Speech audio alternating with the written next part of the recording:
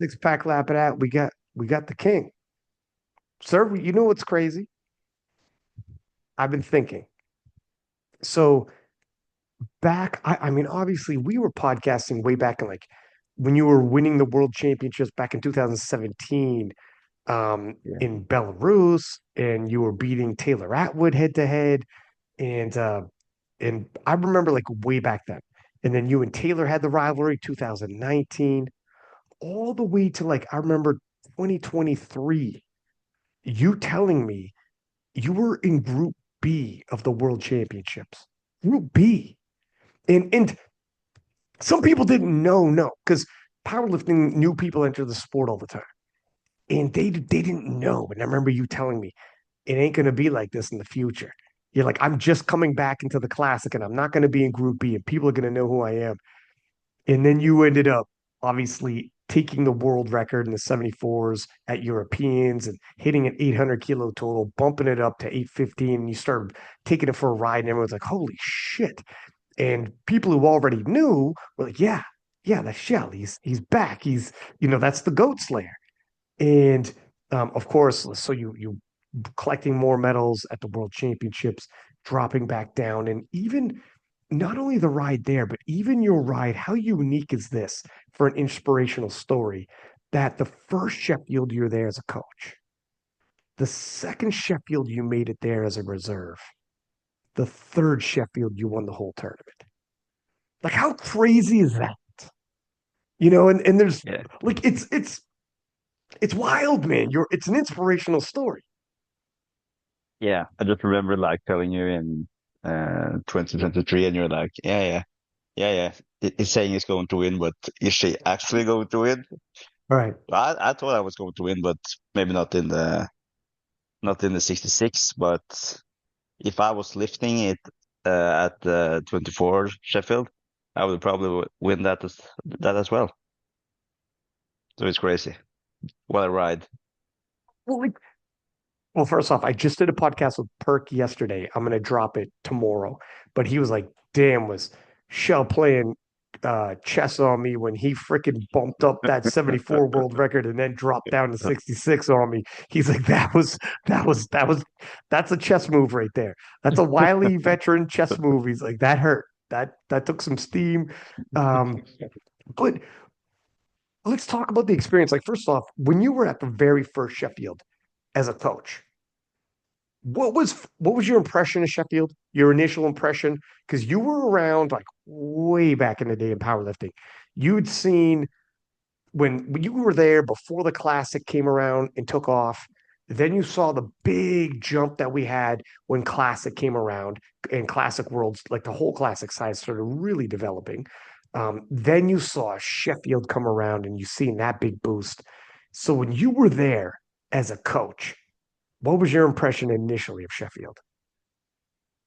I think the insane thing that before the classic came, I already had a whole career, right? I almost had 10 Yeah. years of lifting before the role already came. But I think that being coached at the first one really helped me because going out on the first squat on Bonica and just get that shock. And I knew on this Sheffield that I've seen this before. Of course, there was more people now and more hype and everything, but yeah. And for every year, the Sheffield game, it was better and better, right?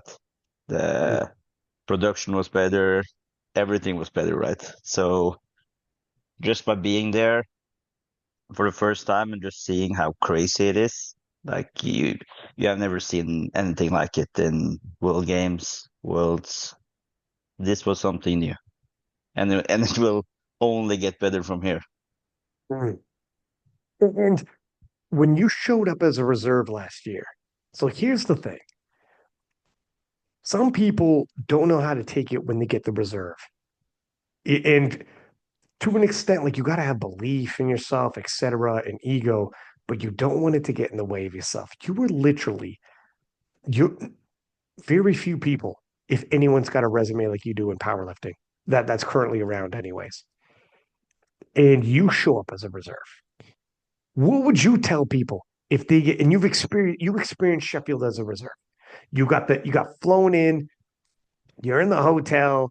You're at the meet and greet. You get to obviously watch the event, hang out with all the lifters. You're at the banquet, the whole nine. You get to experience Sheffield the whole nine. What would you tell people if they get the call to go as a reserve and they're actually humming and hawing whether or not they want to do Of course, you can't really say no to a possibility like that, but it really sucked back being that close and still not lifting right. So by being there, it really hurts because you're so close and you want so bad to just lift. it? So it was a really good experience, but it was a really bad experience at the same time. Were you like, did it spark the flame? Because that's when you decided, I'm going to win this thing. I'm coming back as an athlete next time. That was the plan, of course. The plan started way before that, uh, to be the best because that's what I do. I'm a winner, and I'm being a winner for Classic. I'm a winner for Equipped. Now I won everything, so I really have nothing more to prove. And it was so amazing to just show all the doubters just fuck off. I have this.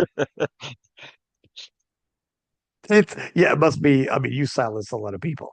It was quite the experiment, right? We've seen this a couple times. Yeah. Obviously, Evie's done it. Agatha's done it. Sheffield's become a special event for this.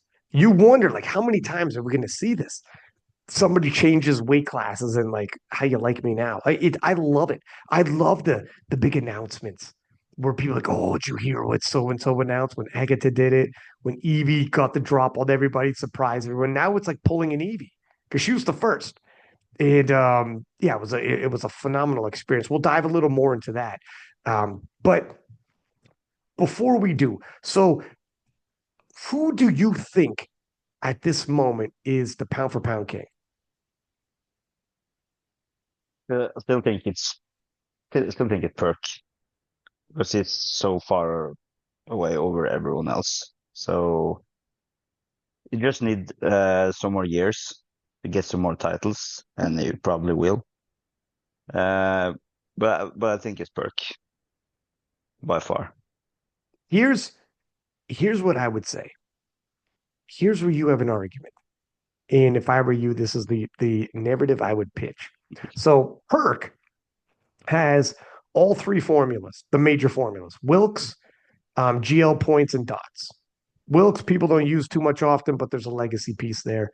Dots, it's used in a lot of different federations. GL points, obviously, IPF uses it, and that's by far the biggest federation in the world. He's got all three of those, and he's the reigning world champ, and he's best lifter at Worlds. Fair enough. That's usually what you do to crown the pound for pound champ. But if I was you, I would say, how can you be pound for pound king if you haven't won a world championship in two different weight classes? That's what pound for pound is. Proving you're world champ at different weights. And I would say that's what I'm going to achieve. And that's where you would be like, not until you've done multiple weight classes can you raise your hand. Otherwise, it's a formula. So you have formulas, I have titles. I have titles in multiple weight classes. You have formulas saying this is what would happen if you were faced off with someone in a different weight class. That's where I would land on if I was you. And you have obviously Sheffield and world titles. So it's it goes back to the debate. Do you like formulas or do you like titles? Now, this is a sports debate. It's not math where you have your formula and you come to your conclusion. So there's always gray area. My friend, we operate in those gray areas. Yeah, for sure. But yeah, so obviously that's the plan is to collect another weight class title. Yeah, of course. Yeah. Like why not, right? Just beat the world record by 45 kilos. I beat the national record by 170 kilos. So Yeah, it's crazy. Well, so now that it's you've gone through this experiment, and we'll talk about Sheffield a little bit more, but how do you feel with it? As your big takeaways, because obviously there was the cut, and you felt some highs and lows during training. Some days were good, some days were difficult. You made the weigh-ins, you actually performed, you hit certain weights. I don't know if that's exactly in the margin where you expected, if it was on the low end, if it was right around where you thought. Now you have some time to reflect afterwards. What are some of the takeaways you have from the 66 kilo experiment? And then we'll talk about how that might reflect, how you change things up moving forward. think if we see the difference from when Evie did it and when me and Agatha did it, because Agatha said it kind of early too, right? That she's going down. Yeah. So the pressure was there all the way. Mm. And I'm a guy who really liked pressure, but I'm more like a guy who need or who like pressures at the meet. But this started like 6 months before. Yeah. So I really felt like through the whole prep that I was trying to prove something on my every hard session that I wanted to be better all the time. So, but I also think that that helped a lot to just focus and just trying to be the best lifter every second week. So I'm really happy about what I did. Um, it was a it wasn't like the greatest performance, but it was okay. And I still have kilos left that I can put on the total for next Sheffield. It was literally the greatest 66 kilo performance, by the way. Yeah, It was literally, as yeah, a matter no, of fact, yeah, it was the biggest world record break in history. But, yeah, it was. yeah, Yeah, yeah, I really wanted that 10% or something, but probably I, it was better than okay. Let's put it that way. Go on, go on. yeah, okay. Yeah, and I did some mistakes like on my second bench and my deadlift, but now that I'm done with the meet and I couldn't get any more right. I couldn't get the world record in bench or in squat, and so I got everything that I needed. And still for next year, if I go for 800, that's almost 4%. So that can be enough to win next year. So I have a lot of possibilities now for the next year. So I think we went like 100% success for this one, actually. I mean, you won and conceivably have some meat on the bone left. Like obviously, if you went full on 9 for 9, you probably would have bumped the record up even more. But you Yeah. won with what you put forward, and to an extent, if you're going to have any hope of repeating, you need some meat on the bone here. Do you feel like you have enough meat on the bone to repeat this? Yeah, 100%. Let's like, let's say I can, now that I'm closer to 66 and I will adapt more to the weight, it will be easier maybe to get a higher squat. Let's say from 265 to 270. A bench would probably just go up as well by being in the class for longer. So let's say around 25 to 210. And the deadlift, yeah, I really didn't get um, to pull like my potential because I got some uh, with the recomp and everything. I got some problems. So every time I was out on the platform trying to deadlift, I was almost throwing up. Oh, wow. So so when I was standing there for maybe like 20 seconds going out on the platform, I tried to find an interval where it felt like in this 5 seconds I won't throw up. So that really destroyed my deadlift because I couldn't focus on pulling. I needed to focus to not throw up on the platform. Like what was happening with your that with the recomp? I think that after we failed the weigh-in because of the scale thing, people have probably talked about it that Yeah. we Yeah. didn't weigh in twice. But I think that we had less time, so we just needed to recon faster. And maybe Mm. it got too much electrolytes or too much, yeah, kind of juice, or maybe I ate too much, and yeah, I don't know, but me and Kedrick will figure it out, so will be better next time. I still pulled 317.5, so it's okay, but I got some problems with the lockout, and I couldn't really pull what I was hoping for. I was hoping for pulling around 330, but when the meet, uh, when now that I'm finished with the meet and I did 770 and I won, that's yeah, and I did prove Matt Gary, so that was good enough. Because I thought on my after failing my second deadlift that if I don't do this, he will be right because he said from 750 to 760. I know, So that dude. was really important to get that. If you let Matt Gary get that on you, Yeah, I will never heard the end of it. no, he would have been showing up. We were joking around about if Matt Gary got that right, as soon as we hop on Zoom, he shows up, fur coat, cigar. He would have been, his head would have been so huge. Be like, I told you Yeah, guys. He came close. I'm yeah, glad you got that and tamed him. yeah. That was important. It was important for me, for Eric Helms as well, for you, for Amelia. Yeah, that was For the important. powerlifting community, Yeah, his for head would have sure. been huge.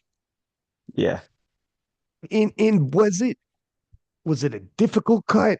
Well, first off, what's your body weight at right now? I'm curious. 80 probably. kilos? No, it's probably 72, 73. Okay. So Well, it's not that bad. that's not that bad. You got pretty big pretty quick though. Sheffield wasn't that Yeah, long yeah. ago. That's No, but actually I was like, that's a lot of weight to gain in a week and a half, my friend. yeah, but I Was could it probably pizza? What weigh. was this? What are we Yeah, talking it was about? pizza. It was everything. Like I have Yeah, eaten it was everything I light. wanted now. Yeah. So yeah, I have to go back to normal now from Monday to Hmm. Euros. So yeah, I need to calm down now. You need to calm down now.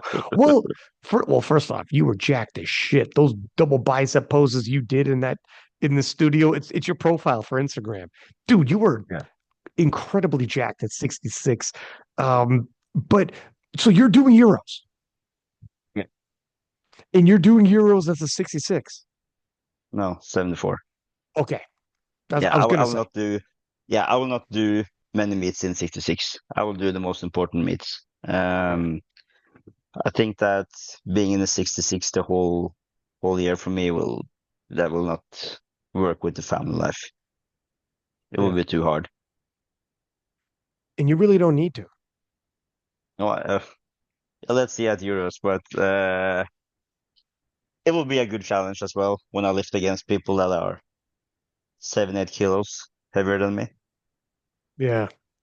I mean, right. I mean, it depends on how you feel and what you put together at the heavier body weight as well. If you go back up into the 800s for kilos, you're pretty good. It depends on who's coming around in the 74s at the European Championship. Is Russia in this Europeans? Because I think they're going to be at Worlds, if I'm not mistaken. Are they at these Euros? Do you know?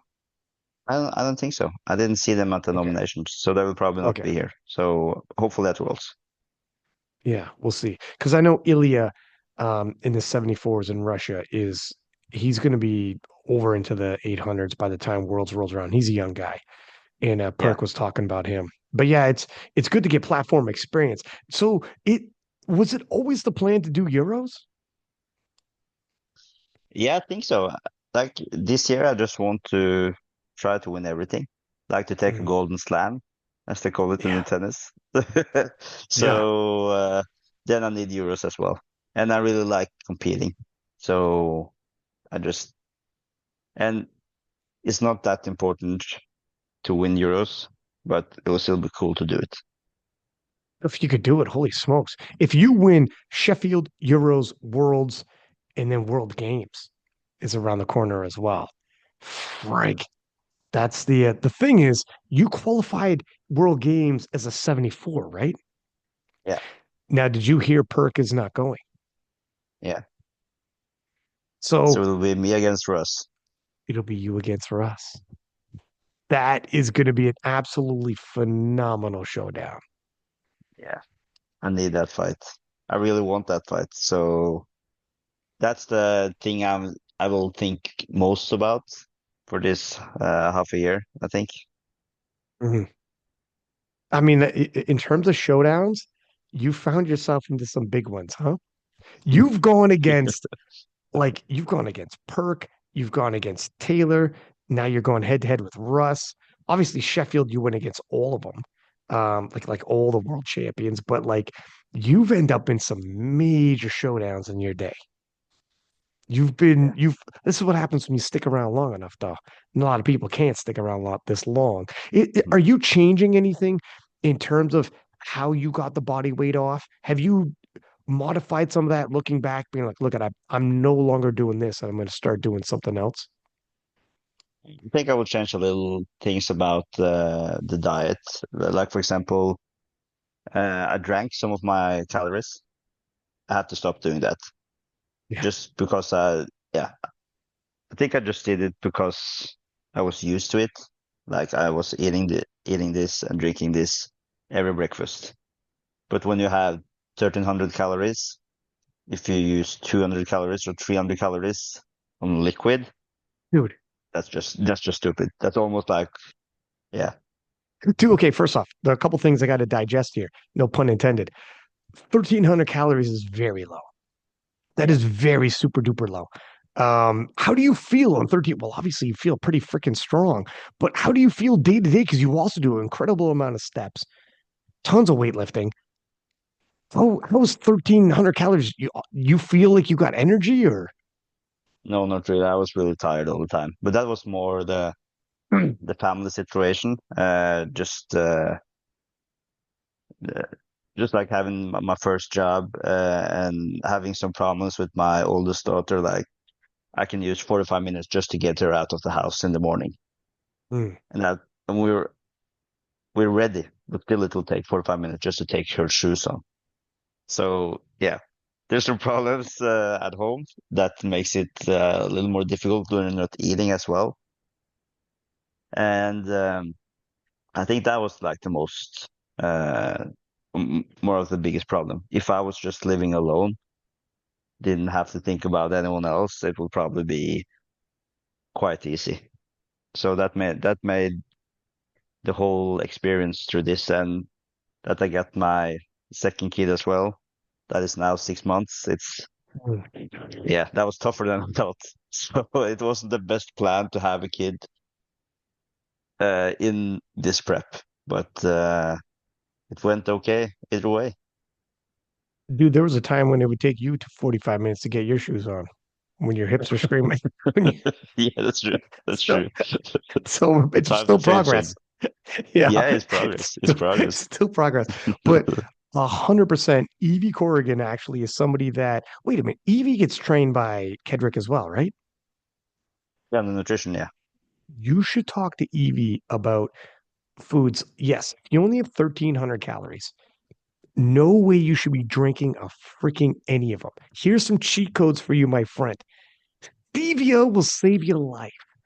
Stevia is a fake sugar. Tastes initially you won't be super from like it tastes a little bit different. But after a while you get so used to it. I use stevia. I put stevia in water. It tastes like you when you need something. When you don't have Yeah. the calories and you need something with taste, throw some stevia in water, throw some stevia in like I talked to Evie Corrigan. She's been on the podcast. And she talks about the cheat codes to have when you have very few calories, what you can eat that'll fill you up and make you feel full, taste good, but not take too much of your calories. Calories are like your budget you're spending on. When you got 1,300, you get very frugal, my friend. Like you can have some vegetables that can replace pasta, and it's a bowl full and you can have ground chicken and that vegetable. I forget what it's like a squash spaghetti, and it's squash. So there's no like very little calories. You eat it like Tried it. spaghetti, and it's like eating spaghetti all day. You're like, oh my God, this is amazing. And you're back to eating and feeling full again. And you'll never drink calories. Like I haven't drank calories in ever. Like that's cool, you know. So, anyways, Yeah. you should talk to Evie. You should Yeah, I should. shoot her a message and be, hey, Give me some of your secrets on how to fill up without, you know, spending too many calories. But yeah, 100%. And in terms of the walking, how many steps a day would you do? I was around uh 15 to 24,000, I think. But I think the biggest mistake I did was that to go down in weight, I did that very fast. I did it probably too fast. And when I did it too fast, when I knew that I can make this, I started to loosen up a little. That was my biggest mistake. You So I started was what, sorry? down, loosen up with the calories. Like I Oh, didn't, yeah, I wasn't that sharp. So when I was November, maybe I was like 69, no, 67 kilos. So I was really close. And then I knew that I would make it, and I started eating some more, and there was a lot of uh, there's always something with the family, right? hmm. There is always a dinner. There are always some pastries because you're out with family or with friends, and there's always eating cake, and it's really hard, right? Not eating anything of that. So the best Hmm. thing would just be at home, don't see anyone, just lay in bed. That would probably be the best thing. But when you have a family, you just have to be a part of it. Right. Here's another secret, my man. Diet Coke, the fizziness fills up your tummy. There's no calories in it. Tastes good. There's another one for you. When it comes, hey, you know when we talked about squishy shoes and we talk about it all the time in the DMs, you know when that podcast dropped, how many people hit me in the DMs asking me for like a link to the squishy shoes? I should have had a freaking promo code. I would have made a Yeah, you killing. should. You should. Yeah, yeah.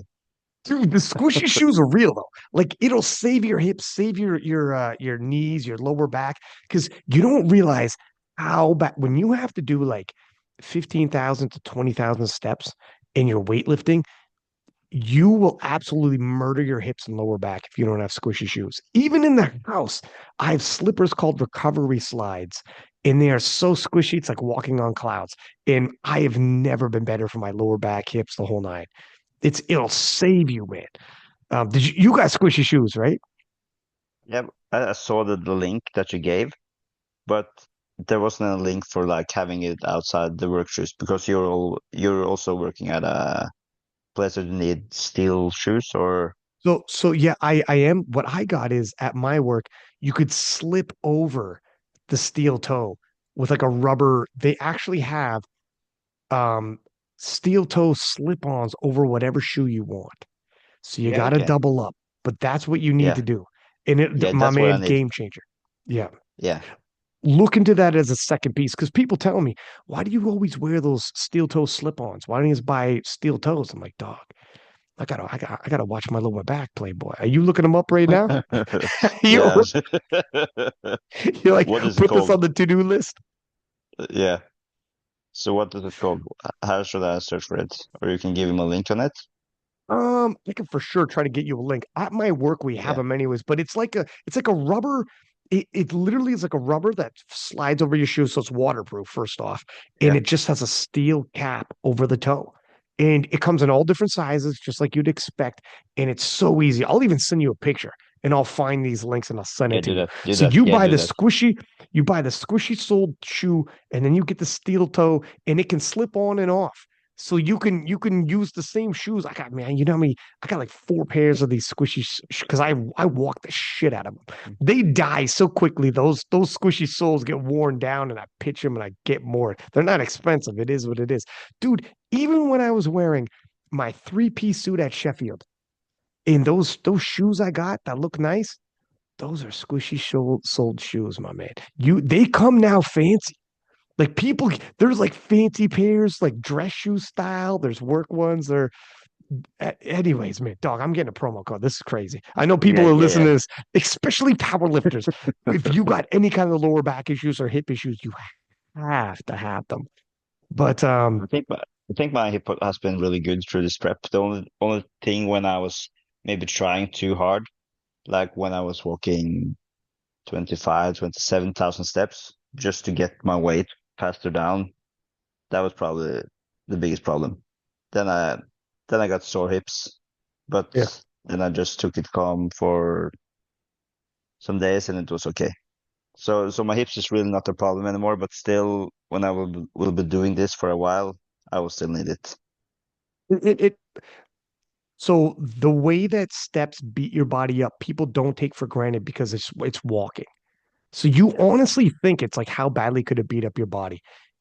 It especially when you're doing that kind of steps, 100% will wear you down. And it gets worse and worse over time, obviously, right? The And longer you do weighted it. as well. Weight 100%. You have to. Yeah. You have to get these shoes and recovery slides for around the house. The recovery slides are like slippers that are super duper squishy sold. Like you just always walk on them. It is going to be a game changer because I know guys who are endurance athletes and they run like marathons, ultra marathons. The one guy got his freaking hip replaced. Like it's no, this is serious. You gotta, all athletes, if you're doing a lot of steps, and steps is like a major thing for all of us nowadays to keep our body weight down, just do this one little piece, especially if you weightlift because it compounds on top of each other. It's big. It's big, man. And that's it, dog. I'm contacting one of these companies. Like I'm sick of shooting you guys sales up, man. You guys got a market you're sleeping on right now. SPD is going to come out with squishy shoes. Yeah. That's the next one. And you will be Squishy a shoe. millionaire, right? I'll be, you'll be the poster boy. Yeah, I will be me and you, possible. me and you. It'll be me and you holding hands going for a walk. And Yeah, it's just perfect. casual. Let's do The it. intense videos of lifting weights for their belts. It's me and you in the park walking. It's a beautiful day. That's how we sell the shoes, man. No need to go crazy. Yeah, let's do it. Let's do it. I'm in. So, so is it now that you're on the other side of it and you've been to 66 for a while? Does it feel sustainable? Does it feel like you're sprinting and you're like, oh my God, I got to get to the finish line? Or does it actually feel like a jog and you're like, you know what, this is sustainable. I could do this for the foreseeable future. I think that now that I have done it, it will probably be easier. I was talking to Alexander Eriksson. He went down to 66 for the Mhm. Worlds, yeah, last year, and he said it was easier next time he did it.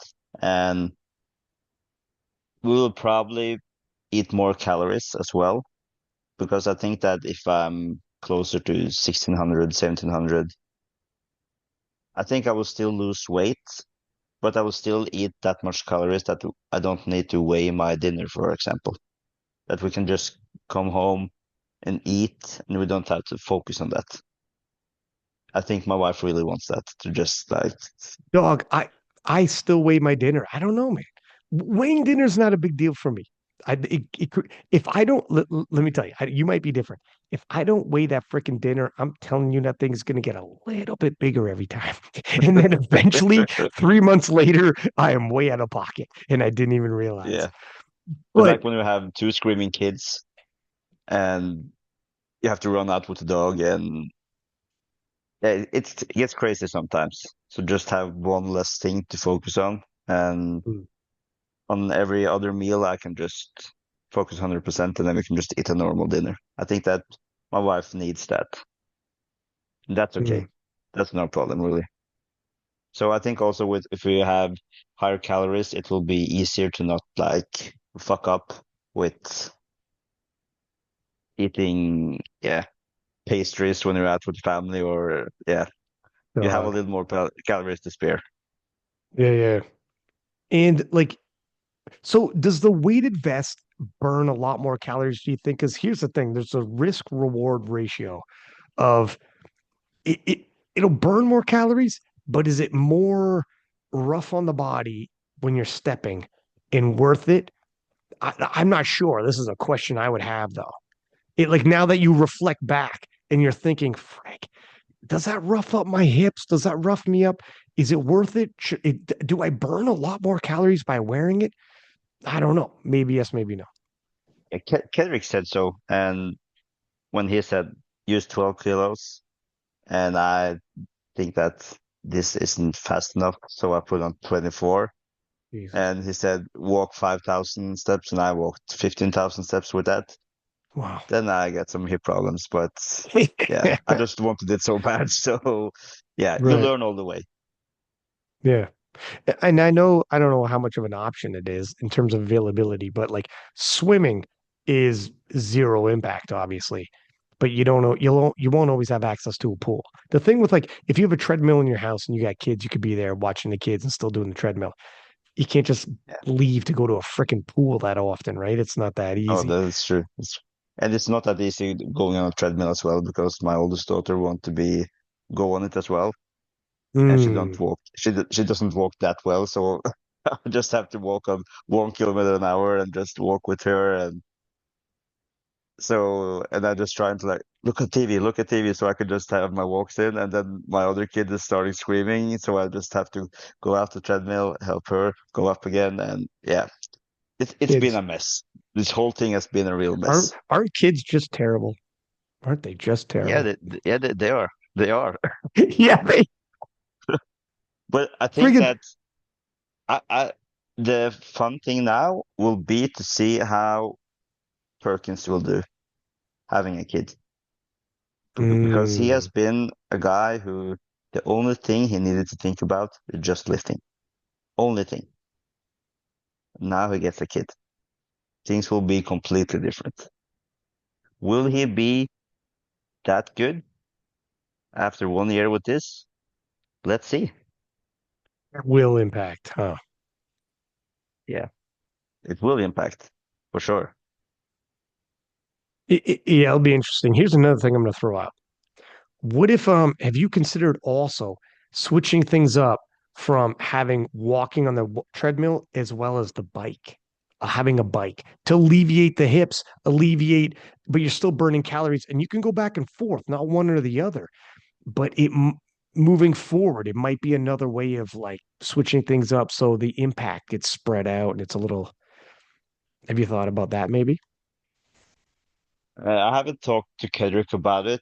Let's just see how the wait will be until the Worlds. I think we'll probably go. I think it will help uh, with like the snows going away because walking inside on the treadmill What sucks? it's different. It's different from walking outside. So yeah, just have to see how my hip will be. But my hip has been fine, really, Yeah. I actually. mean, I'm just thinking if you're doing a shitload, like 25,000 steps, switching it up, dog. I feel like I'm like your impact coach. I got your squishy shoes. I'm talking about treadmills to biking. But the thing that I'm trying really hard now to change things up, to work less and trying to get some sponsors in so I can like maybe work 50% and focus more on lifting. Let's say I have 10 more years to being one of the best lifters. I really want to try that out. I really want to see how far can I push this. And I can't be 8 hours a day at work then. That's impossible. Agatha's a professional powerlifter. And I mean, not even that she gets it. You know, we have people who are coaching and powerlifting, and really it's the coaching they do, and they're doing other things. I mean, straight up off of powerlifting winnings, she can sustain herself. And she Yeah. might be the first actual professional powerlifter that's all they she has to do to feed herself, put a roof over her head, etc. And winning Sheffield obviously is huge. I'm not sure what you need to do to get that far. And in terms of well, now It helps you moving to just Poland. won. What's that? Sorry, It helps moving to Poland. you might need to It move to makes Poland, it and it that's makes it much easier. yeah, you might need to move to Poland. Yeah, I don't know in terms of cost of living in Norway, but does it help now that you won? And it's super early days winning Sheffield, obviously, but you contacting you, you're already doing seminars in Slovakia and or is it Slovenia or Slovakia? Slovakia. Yeah, I'm sure more opportunities will open up now. Now that you're a Sheffield champion, I mean it's the biggest event. Everybody's seen it happen. The views are absolutely monstrous. So things have got to open up in terms of sponsorships and whatnot. Powerlifting is the type you might need to seek them, but you Yeah. might need to like be looking for sponsorships, etc. Some of them might come to you, but even doing seminars and whatnot. A good thing about you being based in Europe, you could bounce around from country to country relatively quickly. You could be there in a weekend, belt off a seminar, be back. So we'll see what happens. But there's more and more gyms of seminars. I mean, I'm talking there are people all over the world now, and they just have powerlifting world championships playing on the big screens in gyms now Yeah, in Sheffield. yeah, So yeah. I think I can do that, and I also think that if I'm working 50% instead of 100, I can do more social media. I can build that up. I can mm, maybe do YouTube. I can because when I was at the meet and greet, and I had like 200 people coming there, and everyone was like, "You're such a big inspiration because you're also a father." And I think that for me, being like a really different guy than Russ, right? Because I don't have that life that I can. Only thing I can do is train. But I mm. think I will hit another audience. I will not hit the 20 years old. I may hit the more people on our age, the old ones. The guys with full-time jobs, a little bit of Yeah. gray in their beard. Yeah, the normal life. The normal life, Right. Yeah. Well, I mean, hopefully. but you could still hit the 20 somethings, but I think you might be more relatable in that you have a full-time job, et cetera, and you got kids and whatnot. I mean, eventually Russell, maybe he's going to end up in the same boat. Who knows? But I think for sure. It also, yeah, you're the meet and greet. I mean, you win, so you're going to have a shitload of people at it. But how big of a difference is it 1 year over the other? From last year's meet and greet to this year's meet and greet? How many more people were in your lineup? With the enthusiasm of seeing you. It was big, man. It was really big. I was right after lifting, it was a doping test, right? And after all the water cut, gut cut, everything, like everything down there was just destroyed, right? And I was trying to drink like maybe 3 liters of water. Nothing happened, and then my coach sending me a message that like I'm not trying to like uh, make you do this faster, but your line is really long. And yeah, I've never peed that fast for before in that test. So What, sorry, go ahead. Go ahead. no, what did you say? Like, what does it feel like to, because you've been around back when, like, you had a full career before powerlifting, before the IPF even went raw. You know what it's like when, like, literally in powerlifting, I remember looking people up, and this is before social media, and you just knew people by their names on a result sheet, and you didn't even know what they look like. And when you actually Yeah. went to the championship, you'd be like, oh, that's what he looks like. Like you had no idea. Like in terms of like celebrity status, even within our community, was insane to think about. And to fast forward to the point where even just the progress you made, where last year Sheffield, you were a reserve and you're showing up. And the year before that at Worlds, you were in Group B. To that's Malta 2023. To fast forward how quickly you were winning the biggest title we got in Sheffield, and the lineup is insane to see you. And it's like how quick of a change that must be for you to be like, man, this is like a dream. Yeah, yeah, it was. Of course, it's um, I never done this before at winning Sheffield, but it it felt great to win, but there wasn't really. I'm not feeling any different now. Even if I won Sheffield, even after everything I won, I'm still like the same guy, and I will still uh try to get better. I'm not feeling like I'm better than the other people there. So I just think that's if I was an American, I would probably think different. 100%. You would have came on fur coat, okay, Rolex watch. All that money Yeah. was spent. All that money's already. How much money is still left, Shell? Not a dime. It's Everything it's. is just, yeah. I'm wearing all of it right now. I just bought a Hummer, right? So I'm living with that. Yeah, exactly. Not a dime. I got a rap No. album dropping this summer. It's gonna be a banger. I'm like, Jesus, you've changed, man. That was quick. But Yeah, that's the difference. but it is. It's got to like the opportunity for sure has got to be opening up for you. Obviously, you're a coach. You know, you've and you like you said before, you were coaching Bonica, but all these opportunities got to be much bigger. But to do so, to fully capitalize on some of these opportunities, yeah, 100%. You need time. You know, it would even behoove you. A lot of people have somebody who edit their videos, and it's not super expensive, but you can hire somebody and say, edit these videos for me. Take the footage, edit the videos, the training videos, the whatever pictures. You, your pictures you got from SBD gold. Yeah. You take cues from guys like Jonathan Kaiko, who his Instagram's blowing up. Very short clips, even just clips of him about to go out and lift and the intensity.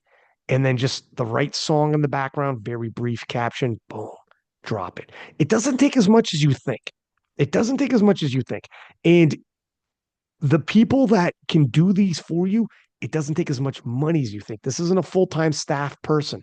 You just literally hire someone and say, it's going to take you maybe a couple hours and you're paying him for a couple hours and you're maybe 6 hours total a week and you're like just for a few different reels, chop them up, send them out. And the pictures you get from SBD and the pictures you get from the IPF, whatever, it doesn't take much to every now and then pop one up there and say a little something. You'd be surprised. And you won some money if you park a piece of that, budget a piece of that to be like, this money will grow my business if I just hire someone here and there. And there's some people we could talk in the DMs as well. And there are some people that you can hire. There's tons of people, 20 somethings who would love to get in there and show you what they could do. And it won't cost you an arm and a leg. That's the biggest step. One Yeah, I thing think about so. growing is don't try to do everything yourself because it'll bottleneck and you won't get it done. Yeah, I don't have the time anyway. So that's the Exactly. biggest problem. So yeah, of course I will need help with that. Yeah. It'll cost a little money to make a little money, but it is what it Yeah, that's is. how it is. Yeah, it's just how it is. In how are you feeling now in terms of the 66? This is your new home now. Like, do you have any inclination to, like, obviously you're going to be a 74 at Euros, but you're not going to be a true 74. Like when you were 74 No. before, you were 80 kilos cutting and whatever. Yeah, it was almost 93, right? Right. You were damn near 93. Right. Exactly. You go, I'd like to announce I am going 93. Like, oh Yeah, you my never God. know, right? That would be amazing, first off. Um, but so 66 though, for as far as you're concerned, is your home for here on out. Do you have any Yeah, I think inclination to so. return to 74 in the future? Like true return? Yeah, probably. But my wife is like, let's just take one championship at a time, and Mm. then we'll see. Let's just see how life will be. So, but for now, it's 74 at Euros, 66 at the Worlds, and at World Games, we just have to see where we can get the most GL points. I Because I mean, don't think that will be 66. well, really? No, I What do you think I think? will have. When I did 825 in training, I was 70 kilos or something. So maybe I will Yeah, be yeah, yeah, around that. yeah. So yeah, or I was 69 point. Yeah, I'm not sure, but yeah, we'll figure it out. Oh man, I haven't crunched the numbers yet, but you're right. I didn't even because yeah, you don't have to be any specific body weight. You're within the 74, but obviously it's all in GL points. So Yeah. you'd for sure cut, but just not if you did like 825 at 70 kilos. I haven't even checked what the GL points on that would be, but let's take a look, man. You Yeah, pulling it let's up? see. Yeah. I'll tell you what Russ did at Sheffield. He had a handsome And he GL was points. close I as know well that. to yeah, I think it was closer to 122 or something if he got his last deadlift. Yeah, let Um, me. convert this. This silly thing If has I it weigh for 70 kilos and do 825, that will be 124.68. 124.68. Yeah. And Uh, Holy shit. What? Because Russ is 120.62. Now he could probably jack up if he got his last deadlift, he'd put 13 kilos on there. But I mean, not even Perk is 124. That'd beat Perk, dude. yeah. Holy shit. Then would you be pound for pound king? Yep, I will. Dog, you'll be taking all the formulas. Yeah. Hold on a second. You got me.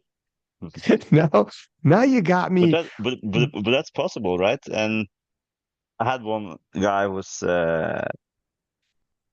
was writing in my DM like when you went out when you announced that you were going to 66, I didn't believe you. I had zero chance thought that you would do that. I'm like, never doubt me again. You go, and that guy's name was Matt Gary.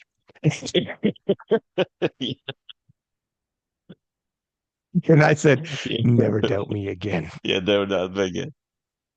But so you you might be like, what dots would that be?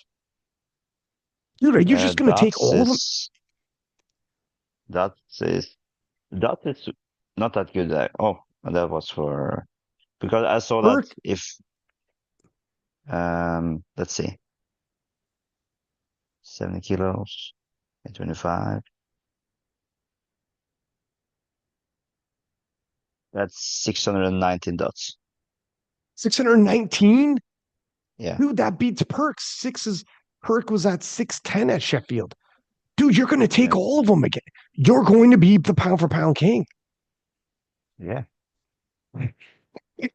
So you will be this. Okay. All right. Listen, now we're getting crazy. Now we're getting crazy here. Now we're having fun, huh? So if Yeah, you but we're become, not crazy. This is realistic. well, I know this is totally realistic because you've done it. You Yeah, get to do whatever body weight you like, and you could do yeah, 825.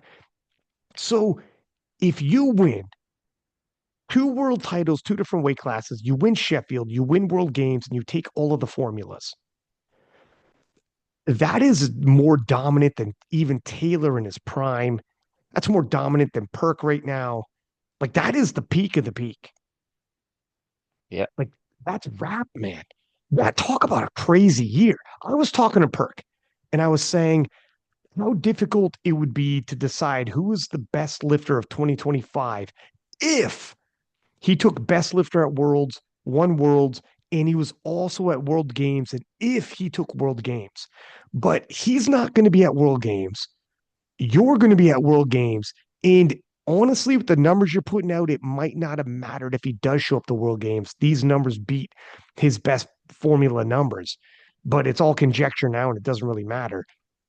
Dog, this plan of going to be a small 83 is perfect. And Holy he needs as well to hold back in the 74, right? Because he don't want to beat the world records for Sheffield if he was yeah. lifting at the. So this is chess. It's Dude, always been chess. you're the fucking chess master, aren't you? It's chess. It's always been chess. Look at you, man, because you're in the 83s when you do this. Yeah. Damn. Perk is like, I'm tired of playing with this guy. This dude is 4 steps ahead. He's always got the advantage worked out a year in advance. Damn. 100%. Oh man. I mean, yeah, if your resume isn't already the best of our time, would that be it then? Taylor previously said it was already you. Now, if you do this, you win a second weight class world title, and then you take world games and take all of the formulas. You'll have had the Sheffield formula, which is unique, and then you take all the other formulas and you take world games and you take a world title in a second weight class. But I think give me Worlds this year, give me World Games, give me Sheffield next year as well, and then Worlds again. Then it will probably be it. But I think I need to win 3 gold medals in 66 as well, because no one has ever did that, right? That's true. Yeah. Yeah, just destroy all of them. Well, here's No one is okay. safe. We'll talk about World Games again in a sec. Dude, you and Russ is gonna be so good. You and Russ head to head, like who would have thought you two would be rivals? But here we are. That's gonna be Yeah, amazing. I love it. I already told him. You It's gonna going be against me amazing, dude. now. You guys, and not only that, you might be one of the only guys who could actually outpose with the double bicep on Russ. If you guys went toe to toe with the double bicep, I might take you. Yeah, but the crazy thing about Sheffield is that the week before Sheffield, I moved out of the house because everyone got sick. So I Hmm. lived in my mother and father-in-law's basement for the week, and it was so cold all the time. So when I came to Sheffield, I was so cold. I was sitting in the hotel room with heat on, like max, and I was freezing all the time. So when I got down to the basement to do the all the pictures and everything, my veins was gone, man, because I was so cold all the time. There was no veins. So I was like, should I do push-ups before this just to like look insane? No, your double bicep was fine. Trust me, the double bicep was on point. You look good. You look good. Next year I will do some changes and it will look insane, man. Yeah, Next get time I get a will do some, tan. yeah, You yeah, come in full tan. You come in, you're oiled up. You got like those bodybuilders that put on the freaking tanning lotion, the yeah, whole and nine. occlusion on my arms so the Yeah, veins will just pop out. And yeah, yeah, I'm yeah, ready. yeah. Dude, you and Russ is going to be fire. But talking about the 66s for a second here. So, first off, what the hell is going on with you and Jonathan Garcia? Holy smokes, that came out of nowhere, huh? Yeah, What is I, John? yeah, I don't know, man. I don't know what his problem is. I didn't do anything wrong. I don't need his permission to Yeah, for going down. I just did my thing. I think that everyone in my position would do the same. Um, and that he wrote that and he think that why should I get offended? But of course it was to me, 100%. Who else, right? what And did I he just write wrote that again? mess. For anyone listening that doesn't know the reference. Uh, what did he wrote? That he was, or that I was a coward for going down a weight class. He's not built that way, so he will not do that. He's better than me, so he don't do that. So that kind of pissing me off. Mm. And everything that he said on the podcast before He was firing Sheffield. shots on that podcast, dude. Holy smokes. Yeah, but like you can fire in shot, but you have to back it up. Just like Conor McGregor, right? When he was in his prime, he was talking shit all the time, but it worked because he was the best. Jonathan has never been the best. So I just really hope that he comes to Worlds, man. I really hope. Just think about this, Ryan. He squats 290. He's an incredible squatter. That's fine. I squat 270. He leads with 20 kilos. Okay, that's fine by me. We bench. He bench one. Let's say he gets 190. I bench 210. The 20 kilos is gone. Hmm. And now we have the deadlift. And if he had his best day ever, he may pull 270. And what number do you think I will start on? I will not start on 270. You're gonna Uh, yeah. Like I don't. I'm not that good in math, but I know that if I start on 310, how is he going to take me? How is anyone? How can anyone take me in the 66? There is none. I have proven it. Like Pana can say what he wants before the meet, but now I actually did what I was. I didn't do the 800, but the 770 was good enough to show Mm. everyone that don't don't don't even try. Just yeah. Is there anybody? Is there anybody in the 66s, or are you like Perk in the 74s, where you're like, well, actually, you were closer to Perk in the 74s. Actually, that's probably even exact. It's probably a disservice to even give that comparison because in the 74s, you were at least dangerous enough that you forced Perk to have to take all 9 lifts. And, Perk knew you had a monster deadlift. So if he missed, because you could hit obviously around 825. So you're within 20 kilos in the 800s of Perk. Whereas, yeah, like you probably you're probably more dominant in the 66s. Like, is there another 66 in the world that you're worried about? No, not right now. Um, but I also think that if I was going for Sheffield, doing the same prep, but not going down, not doing the steps, not eating that little, I'm not saying I would beat Perk, but with this good of a prep, even eating that little, I think I could be close to him, really. So he's not that safe.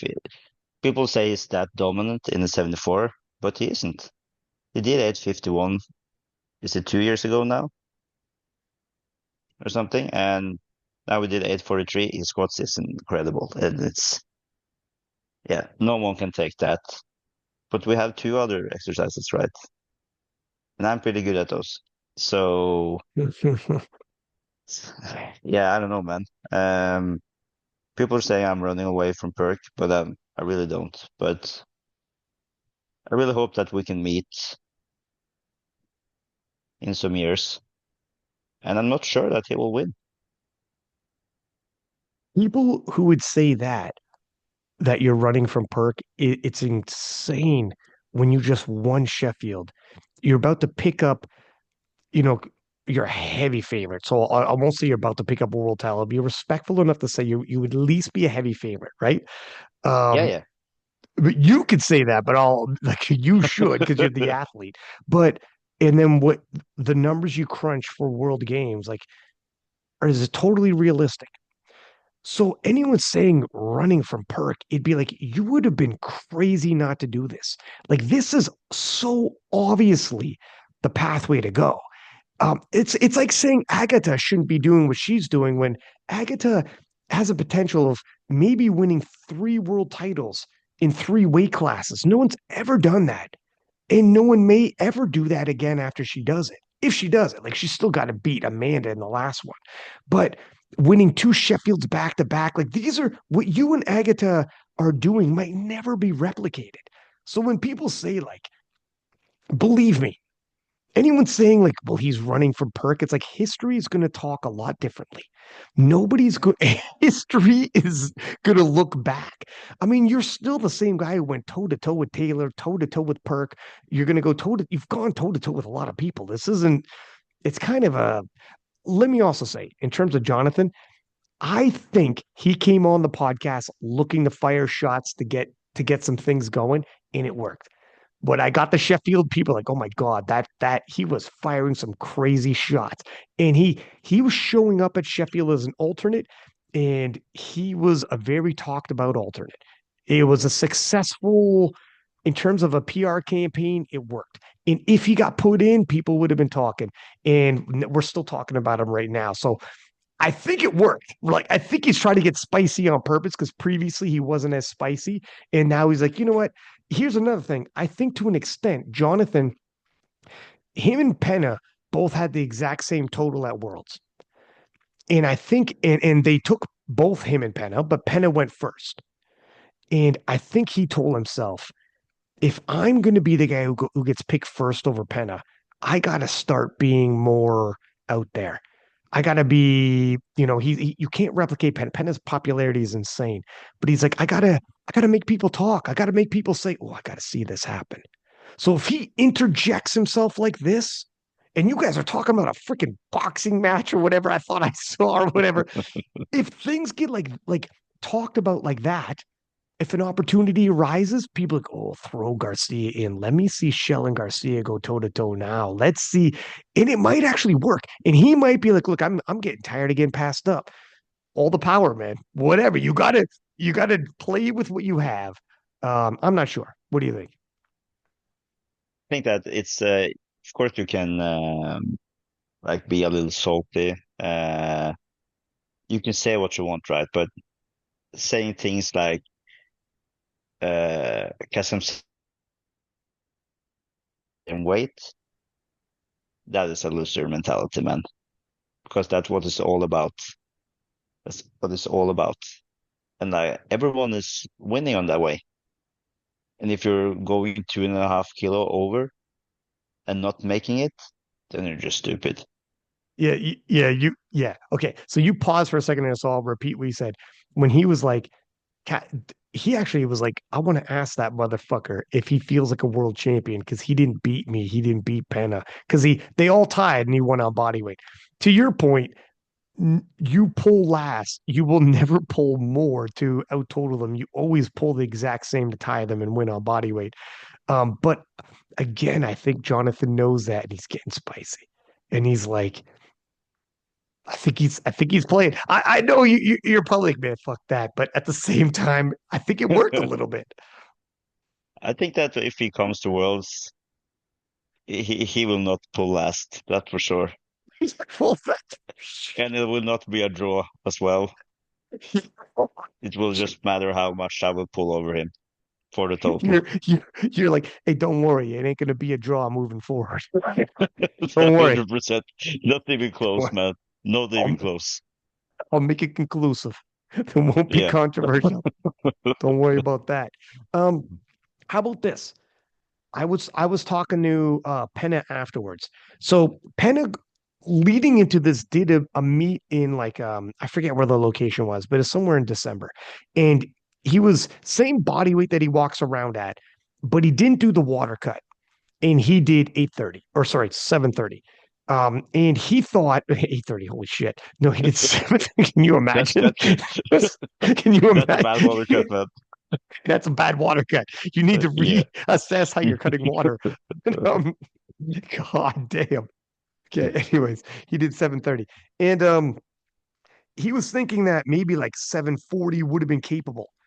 If he doesn't do like if he from 7:30 to 7:40, he's like if I do this again, and he thinks he might at some point in 2025 not do a water cut again, see where he's at, try to push it into the 7:40s, and I'm sure it's probably plausible. He loses a lot at the bottom, and that's probably his experience with losing so much at the water cut probably was why he is projecting onto you. I'm interested if that happens to you because he knows it happens to him percentage wise. He's like, it's deadly. And then when I was talking to him at Sheffield at the banquet, I was telling him, my friend, you are a two-time world champ at 66. You're going to world games as a 66. So check, check. You've been to Sheffield now, competed twice as a 66 at Sheffield. And I was telling him, I get it. Like Shell moved down, Taylor moved up.